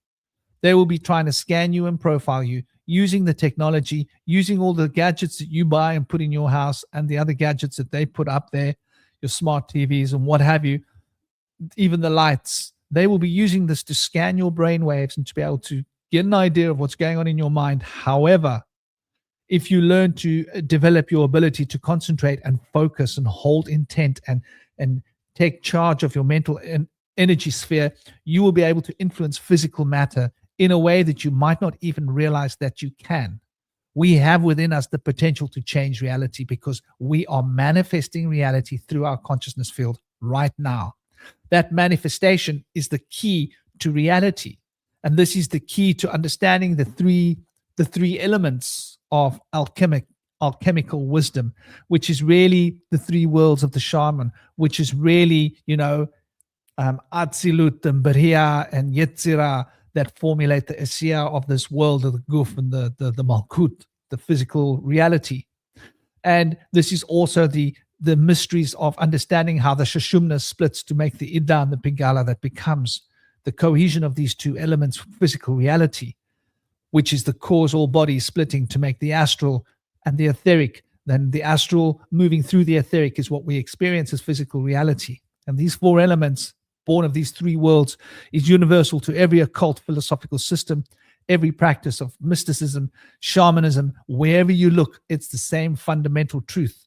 An understanding that you cannot find the knowledge in books because the books have been written by gentlemen that read books that didn't practice, that were written by other gentlemen that read books that didn't practice. And when I say didn't practice, they practiced a little, but they didn't practice enough, right? It's like somebody who did a little bit of carpentry in their basement, but they didn't actually work as carpenters. They don't really know much about carpentry. They watched a few YouTube videos, did a little bit of carpentry at home, and they figured out now they can be carpenters and make their own YouTube videos about carpentry, but they're not carpenters. What most of the books on the occult and the esoteric and the magic and the witchcraft is out there, unfortunately, and they're all copying the same BS that's been written by all the other people for the last 200 years. We need to recognize that this takeover has been planned for centuries, and that the little boys club that has been planning this takeover has been using the printing press to control us. Aleister Crowley, #1 disinformation artist, gangster, out there to delude the human race. He probably didn't even know he was being used and manipulated because he was so high all the time on drugs.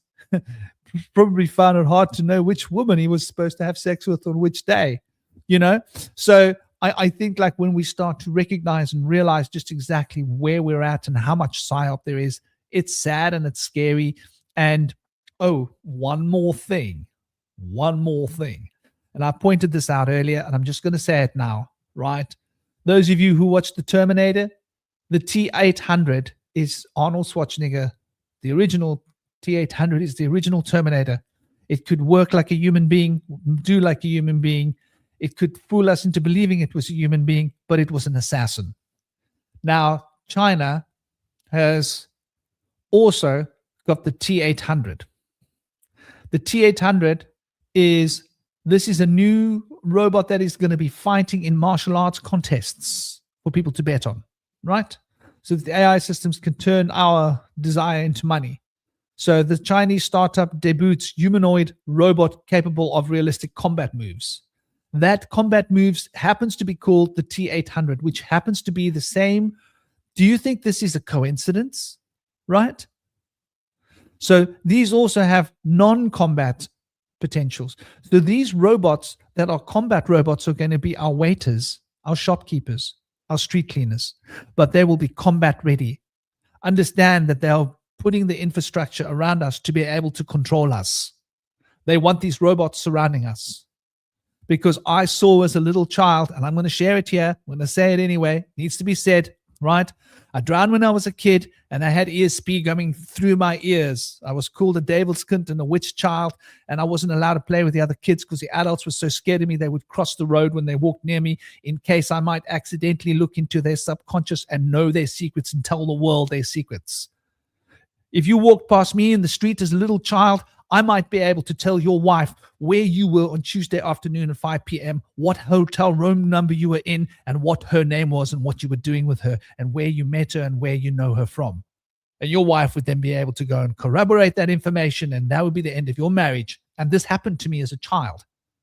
If I walk past you in the street, I might make a prophecy that you will pass away from this world at that hour of that day in that place, driving that car in an accident there, and this is what will happen. And then when it did happen, I would be blamed for it because I'm the witch. I'm the evil child. So these prophecies were part of my childhood. I grew up with them day to day. It was why I wasn't allowed to play with other children. It was why I was driven into the occult. I was surrounded by metaphysical guides through my small days as a child growing up. Occult forces was something I just had to live with. What you call sleep paralysis, that was just what happened to me when I got to bed at night. And I had to learn to navigate this at age 4 and come to terms with it and master these things. And this is why I was driven into the occult by age 12, because I was fully latent at age 12. I was able to do things that other people couldn't do. And that was why I became an occultist. And that was why I went on an incredible journey for almost 2 decades to go and train and refine my potentials after training for a decade in South Africa.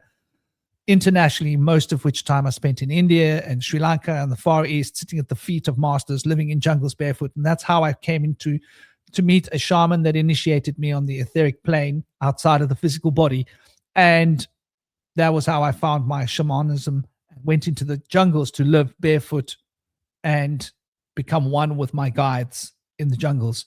So, This story comes from a backdrop, comes from when I was small and I was having visions. And I was having visions of times that have not yet happened. And those visions involved us on the streets fighting. They involved us fighting robotics. We were having civil wars on our roads against robots, against cyborg human beings. Now, those were in the 1970s. We didn't have a TV. There were no comic books. My dad was a born-again Christian. I might not have known about the religion yet because I was too young, but there was none of that stuff around me. Never. So I hadn't ever been exposed to anything, nor had such a thing actually even existed in my life. So we got a TV, I think, in 1980, right? Was that our first TV in 1980? I think our first TV was in 1980. Anyway, my point is, and then it was very controlled by my dad, very controlled, because he didn't agree with this TV thing. And even the radio was very controlled by my dad. So he was a gospel singer, go figure. My point is, I had these visions that I didn't know what they were. It was only much later that I saw films like Terminator, and I was like, holy crap. Those are my visions from childhood of the future. Who are these people making these films?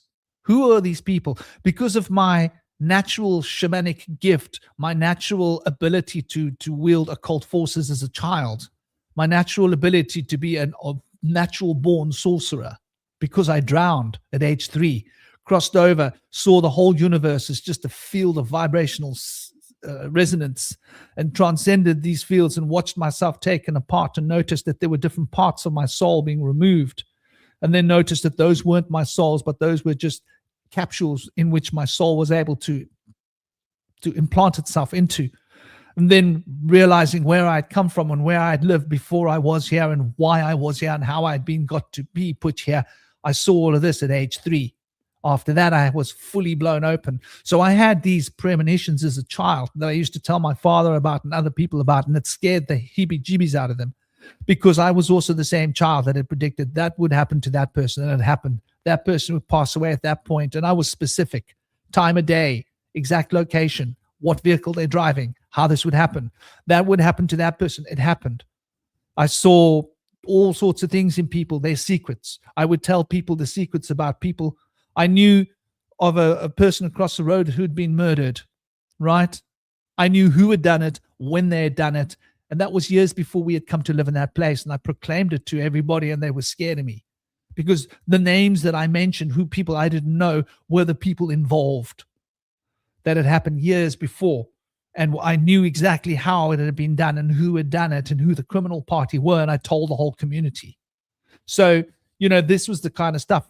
So when I spoke about other things that were going to happen in the future, people were scared and they listened, because this is the child that has been making all these crazy predictions that come true. This is the devil's kind, the witch child that everybody's so scared of that the adults won't even walk on the same pavement as me. My father was an extreme alpha male, so no one could come near me and speak badly to me and touch me, because my dad was very protective. And everybody knew, don't mess with that guy's kid, because that man, he's the man in this road.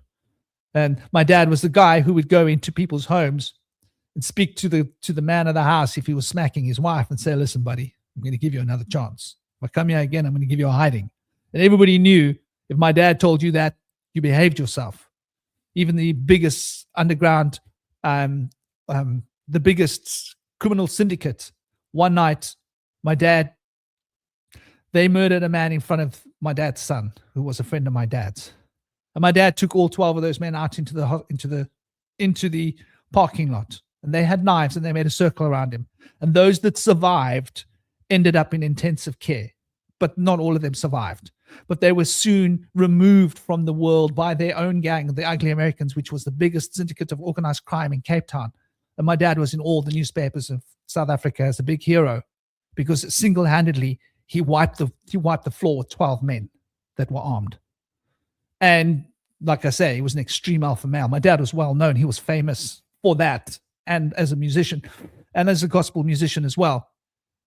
So understand that, like, my life as a child was a very different life to what everybody else has lived. This is why I lived the life that I've lived as an adult, living in the jungles, living barefoot, living at the feet of masters, spending, हमारे हिंदी भाषा हिंदी भाषा कुछ मिलेगा होगा कम से कम हिंदुस्तानी आदमी. I lived in India for so long, I was just about Indian. I'd almost forgotten how to speak English. And why I chose this lifestyle was because I decided at 15 that I wasn't going to go to university, because I'd realized years before that history was a lie. So all of this stuff that everybody else is discovering, I knew this stuff in the 80s.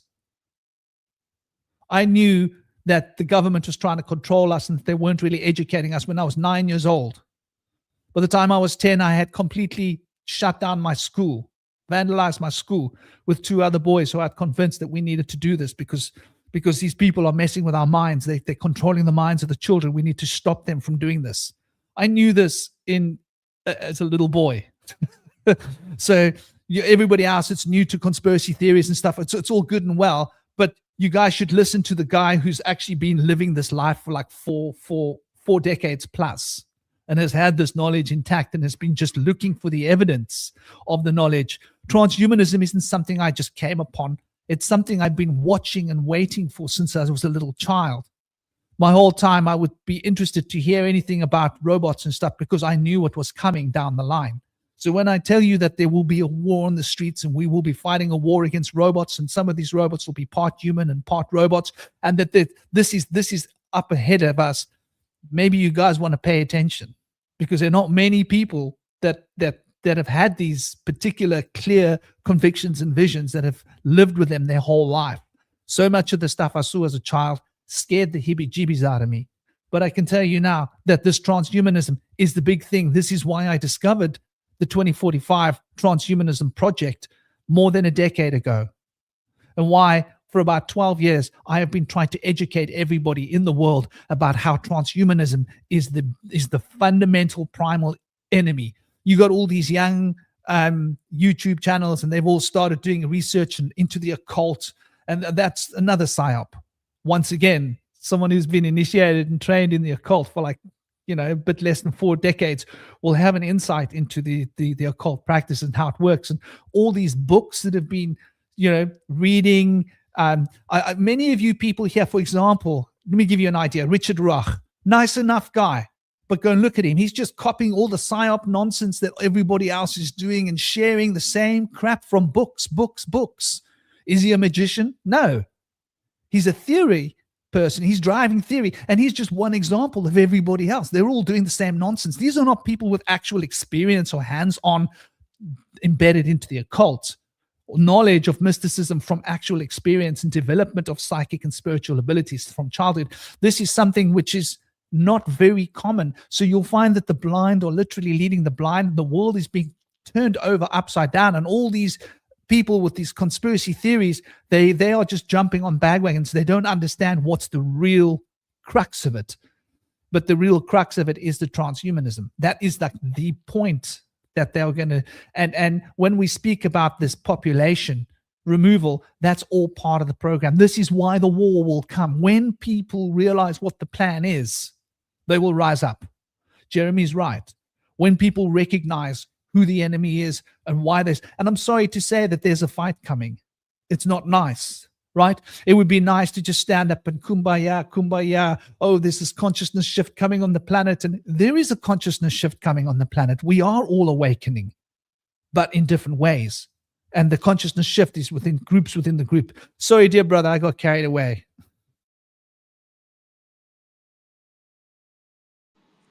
All good, man. All good.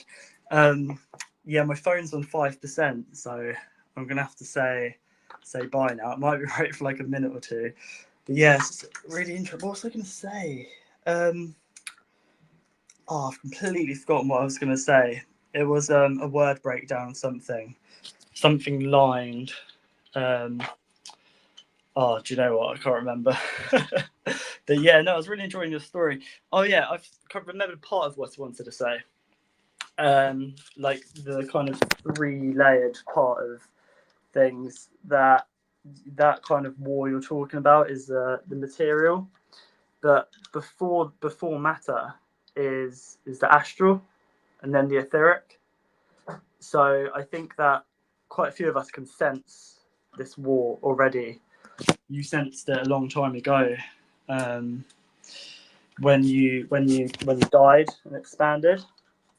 But I think that more and more people are sort of starting to sense this kind of invasion. So yeah, it's certainly interesting times we're living in. But I better go. So I better get back to work, and also my phone is gonna turn itself off soon. So yeah, much love. Damn, Man. I'm sorry, brother. I got so tied into that rant. This is stuff that's just been wanting to come out for so long, and I just hold it back because I don't want to scare people. I don't want to be a promoter of fear. But I think these things like got to come out, man. It's only so Yeah. long I can sit on this. No, I think it's important to talk about this, and people need to prepare themselves, arm themselves, not with like mechanical weaponry, but like with technology, understanding what technology is, like language and symbols, frequency, how this realm operates, because the infiltration, this war, which we've been in for a while, but it's out there. It's now coming into this realm slowly, and then it may come into matter. That's one timeline that you saw. That's not a definitive timeline, right? But I think that people do need to get prepared. We've been kept docile for way too long, desensitized. Overton window is being expanded so far that people are just okay with genocide. So yeah, we need to be preparing ourselves. So maybe we can have a future discussion on how we can arm ourselves. How we can arm our psyche, and how we can channel our true power, because like we're a fraction of our potential. Most of us are a fraction. We can be so much more, and I think that we need to start stepping up. So I'll shoot off to my phone's on 3%. I'm gonna charge it shortly, but yeah, I'll be listening to the rest of what you got to say, man. Much love, and thanks everyone in the chat as well. Big love, dear brother. Thank you for coming. It's an honor having you. We'll have to continue this topic to some degree, I think, and branch out about it. I would love for you to share some of your knowledge about the water in the UK. And we need to get someone from the US who can tell us about the water in the US. I think the water is like a big part of it, the big part of the story. Because without water can clean your inside of your body, right? Yeah, well, water's emotions, right? And we're talking about Daleks who have no emotions. There's the reason these data centers use so much water is because this mechanical energy can't exist when there's so much water. The water we drink, there will be water shortages. I can tell people that there will be water shortages, because there's water shortages in people's people being in tune with their emotion, like on so many levels. I won't go into it now, but yeah, our water company here, Southern Water, I'll share this document when we do that talk, but they're working with an American company. So the water here in the UK and America are entwined. Elon Musk is going to be supplying the UK with energy, with electricity. We've got a lot of data centers here in the UK as well. But yeah, man, let's definitely do that sometime. We can talk about, as well as the water, maybe we can talk about, like, we can start off outwards. We can talk about the astral, and then bring it into the human emotions, how they divide us. Like, talk about the Freedom March, Tommy Robinson and Elon Musk. They just had another one the other day as well. and then about waters of the actual earth too, like talk about all the different layers. But and then we talk about like what water is good for people too, how they can make their water better. But yeah, let's have a chat about water sometime. That'd be great.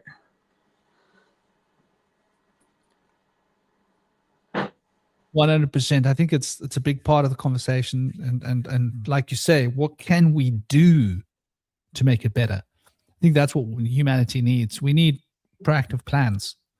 You know, we need a structure. I'm going to be moving from this house. I'm quite excited because I'm hoping to be moving to a house where I can have my own garden, a food garden. Here I've had like food boxes where I was growing food, but the baboons kept coming here and trashing it. So I need a bigger piece of land where I can build a structure, right? Like a greenhouse. And or a place where the baboons don't come. But I want to be where the baboons go. So I want to be with the baboons. I love the baboons.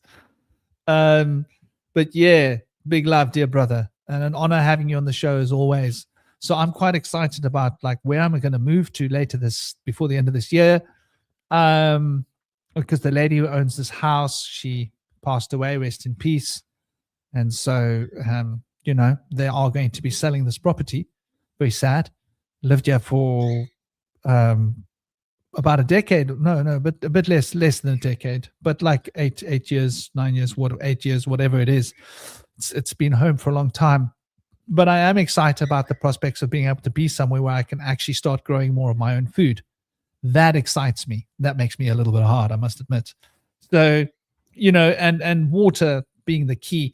But I do think that we need to be cognizant and aware of just the magic that is being used, the sorcery, how these dark sorcerers are manipulating our mind in the media, which is why we keep coming back to this in the round table. It's so fundamentally important to grasp just exactly what is happening. And in the process of grasping what is happening, you know, we can get a real insight into the exact nature of what we're facing up to here. Because this is a serious problem, right? This is not some small thing that's just going to go away. This is something we're going to have to face up to and take responsibility for, because we are literally in a war at the moment.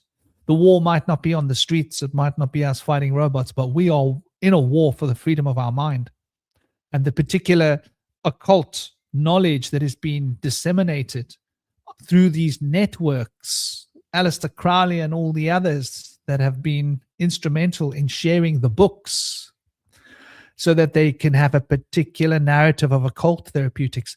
I think that the reason they have shared all of that occult knowledge, like the Kabbalah, for example, right? I'm unveiling the system of the Kabbalah in the live that I did yesterday. It's supposed to be a purely conceptual science of thinking, but they turn it into a package that TikTokers can sell and YouTube shorts, right? And even the better channels, like I mentioned, Richard Roch, like he seems like a nice guy. He seems like he means well and he's trying to share, but unfortunately everything he's learned is from books. It's all the same psyop nonsense. And so these people spend their lives reading all of these books and getting well read on this book and that book, but it's all the same psyop nonsense, right? It's about the application. It's not about the ideas and the learning in your mind.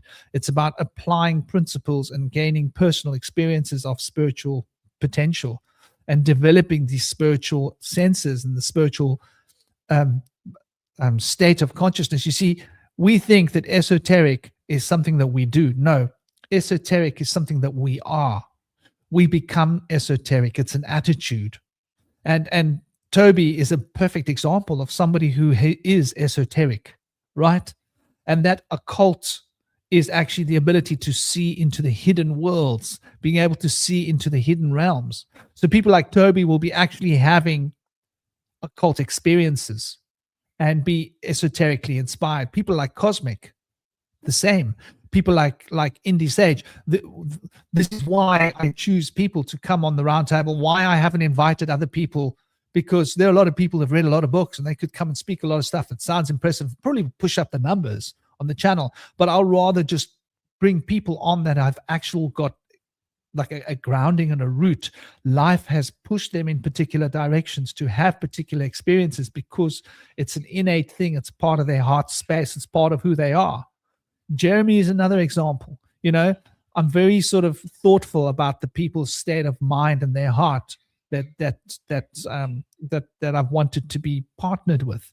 And so this is like a really interesting perspective that we need to understand about the mysteries, about the spiritual sciences and the occult sciences, as they're called, and sorcery and witchcraft, and just how much of the information out there is just completely designed to prevent you from ever actually being able to utilize it and tap in.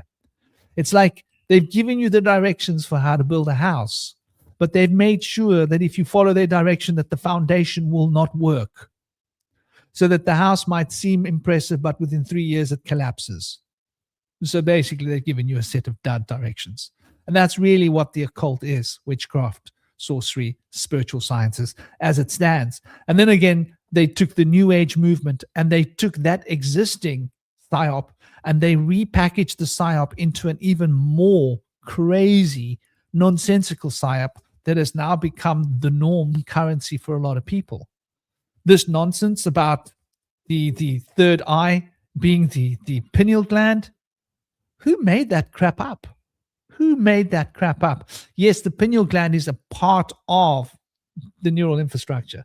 There are two fundamental parts. The pineal gland is one part, the pituitary gland is another part. But the hormonal system is as important as the neurological system. The central nervous system is not the be-all and end-all of the story, which is what they're teaching us. That psyop will cause people to unconsciously repress their emotions, even though they don't understand how words and the power of neuro-linguistic programming works. This is what happens. So there's this incredible psyop that's running. It's running on all levels, and it's extremely toxic. And everybody is chanting the same chant, right? They're telling the same story. They've got the same nonsense. And you'll find that in all of the YouTube shows, they're talking about how the pineal gland is the third eye chakra. If you hear that, you need to understand that everything that follows and everything that precedes is part of a psyop. Because if you fell for that, you're falling for the rest. And you just don't know what you don't know. And you don't understand what you've misunderstood. And this is unfortunately the trend of occult therapeutics. And this is why sorcery is such a fake bunch of nonsense. I actually did a really cool video on sorcery. If you go and look at my videos, you'll see a video that I did on sorcery, and I think that gives you like a fairly good insight into sorcery and how it sort of stems from shamanism. Go and check it out if you go to my videos, right? So you click on my homepage and you land here, right? And then you click on my videos. And if you click on my videos there's the videos. You'll see there's the funny man with the picture. The books are all wrong about sorcery, witchcraft. And go and check that video out. You might find it quite enlightening if you haven't seen it. For those of you that have, and I'm mentioning this for the people that are yet to come and land on this video and watch it. There's a lot of information out there that's part of the psyop. There's a lot of delusion being spread. This is why. Have you heard the saying that the occult is dangerous? Any of you in the chat, tell me, what do you think? Is it something that you've heard about? Yeah, damn dangerous. Do you know why it's so dangerous? Imagine a yoga teacher that's teaching you to do yoga, but they're not teaching you the correct techniques. Would that be dangerous? Damn straight, that would be dangerous. You're going to hurt your back, man. Yeah. That's why you got to do hatha yoga. You got to do it by the book. Imagine somebody who's teaching you gymnastics, but they don't quite teach you the proper technique so that you do a flick-flack and you jump up in the air, somersault, and land on your head. How dangerous is that? The reason that would be dangerous is because you don't have the proper techniques to begin with. You don't have the proper understanding and basis of gymnastics. But if you're with a place where you can learn the proper knowledge about gymnastics, it's not actually that dangerous, but you need that proper. Do you think that it's by chance that the occult, witchcraft, esoteric practices, magic, do you think there's a reason why it's all so toxic and dangerous? Yeah. And I'm going to stop putting that K onto magic, because I think it's another one of the toxic fixtures, right? Like they're playing with our brains.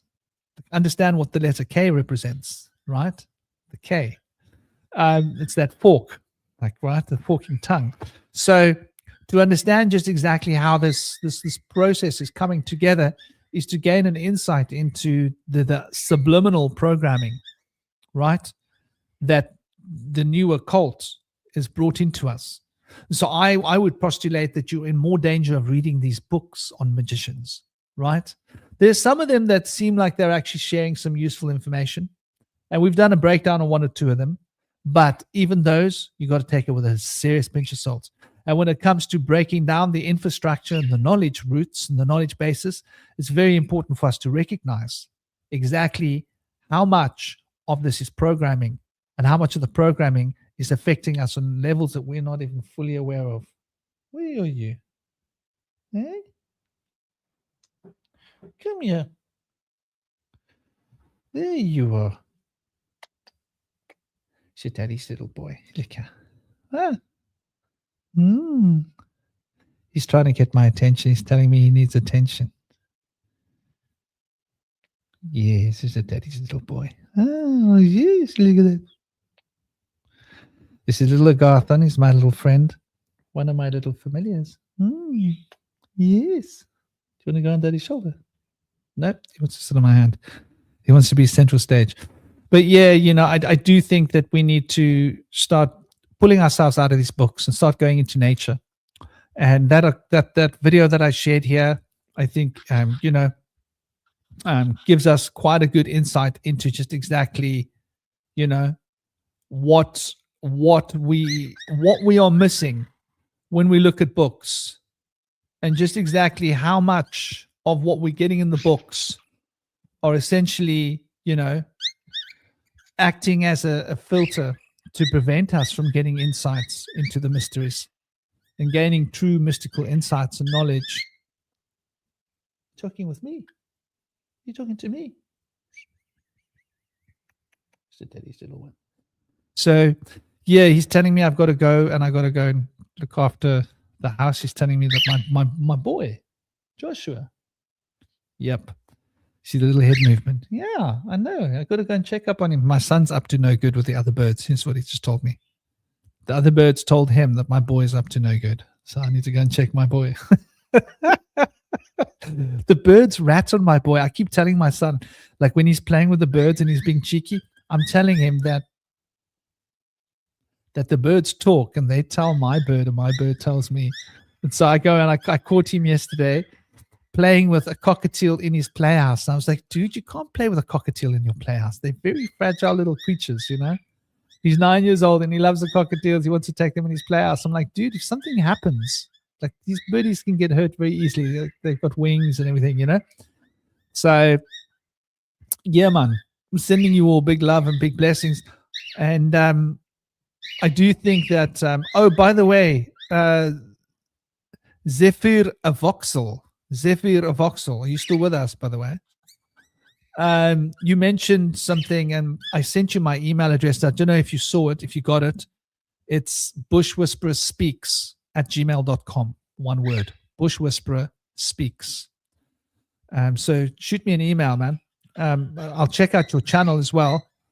Big love, dear Tracy. How are you doing? Namaste, Tracy. I hope you're well. Hope you're thriving. And Otigli, it's lovely to have you back as well. It's good to see you around, and everybody else in the chat, Howard and Gaz. Gaz, guess who I miss? I miss Vincent. I actually really miss Vincent. I was thinking about him the other day. I hope he's well. You start to feel like connected to everybody. Do you still speak to Vincent, by the way, Gaz? Just something I want to ask you. Is there a way for you to reach out to Vincent? Get Vincent to reach out to me. I'm on Telegram. I would love to speak to Vincent. I'd love to have a word with him, because I think maybe some of the stuff he said about Shinobi's children was over the top, and I would love to heal that wound. But obviously, Shinobi can't have his children, people speaking like that about kids. It's, as a parent, my gosh, I'm pretty protective of my son. I'm not a violent guy, but the one way that someone can get me to turn violent, right, The one way you can get me to turn violent is to mess with my kid. I'm not violent. I've not threatened a single human being in decades with physical violence. But the one time I did threaten someone with physical violence, they put my child in danger. Just like there's something to think about. Like, as a parent, you got to understand how powerful those instincts are. And, you know, and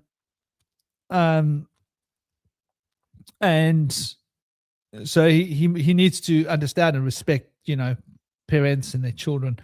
Like, you never bring people's children into a discussion or an argument to start speaking about people's children not being alive and stuff like that. It will hit nerves, big nerves. But yeah, I think pretty much wrapped up the conversation for today. Sending you all so much love, peace, honor, respect, and blessings. And you know, yeah, Howard, could you ask Vincent to send me a message on Telegram? Are you on Telegram, Howard? Have I not connected with you? Because I don't really connect with people on Facebook. I don't use Facebook really for private communications. I don't really use, I'm not like all these people like in this generation that uses like Instagram to communicate with people and stuff. I'm old school. Like, I'm WhatsApp and I'm Telegram and I'm email. Even email, I'm not always on it. But yeah, I would love to hear. Oh, I'm so happy to hear that, Tracy. Lovely to have you here. And Gaz, whoa, buddy, that charcoal is hot. You can burn yourself on that charcoal. No. You can't play on that charcoal. That's very dangerous. Very dangerous. So yeah, man, sending you all big love and big blessings. Hope you guys have an absolutely awesome. Yeah, I'm fond of Vincent too. You know, very fond of Vincent. And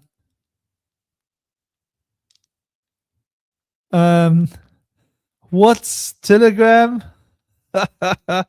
Yeah, install the Telegram app on your phone, by the way, or your tablet, or your laptop. Well, you have to use a phone. Telegram, in my experience, is one of the best apps. It's better than WhatsApp. It's not owned by Facebook, for a start. You've got much more privacy on Telegram. They used to have total privacy, but you've got the best privacy. There are bots that come into Telegram, but you can control your interaction with bots. Like, my group doesn't have bots in my group, right? If you go to my group, there's a bot-free group. So they're not bots. They're collecting your private information. A lot of the Telegram groups might have bots in them. That's a problem. So that's why my groups don't allow bots, right? No bots. It makes it harder. I've got to manage everything myself. Everybody trying to come there and sell cryptocurrency and rubbish like that. And when the bots come in, you don't allow them in. But there's no bots with administrative potential rights, admin rights in my group, because the moment you give a bot admin rights, it can start to collect people's information on a big level. Even the bots coming in pretending to be someone in the Telegram has some limited reach to being able to get some information. But moments it's admin, it looks under the hood.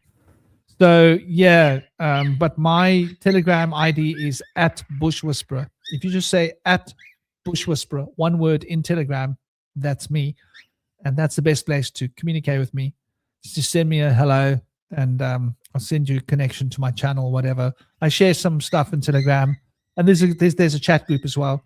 And as I say, my group isn't too big. I've not pushed it to be a huge group. It's a nice, tidy group, 2 groups, and there's no bots. So I'm sending you all much love, much blessings. Take it easy. Keep the smile alive. And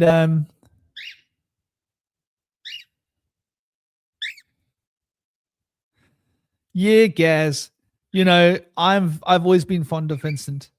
A lot of people don't understand Vincent, and his humor is obtuse. I don't mind obtuse humor, you know, personally. I've never had a problem with him. The only thing is, like, when you start speaking badly about people's children, it it is something that's not cool. Something like that anybody would feel strong about.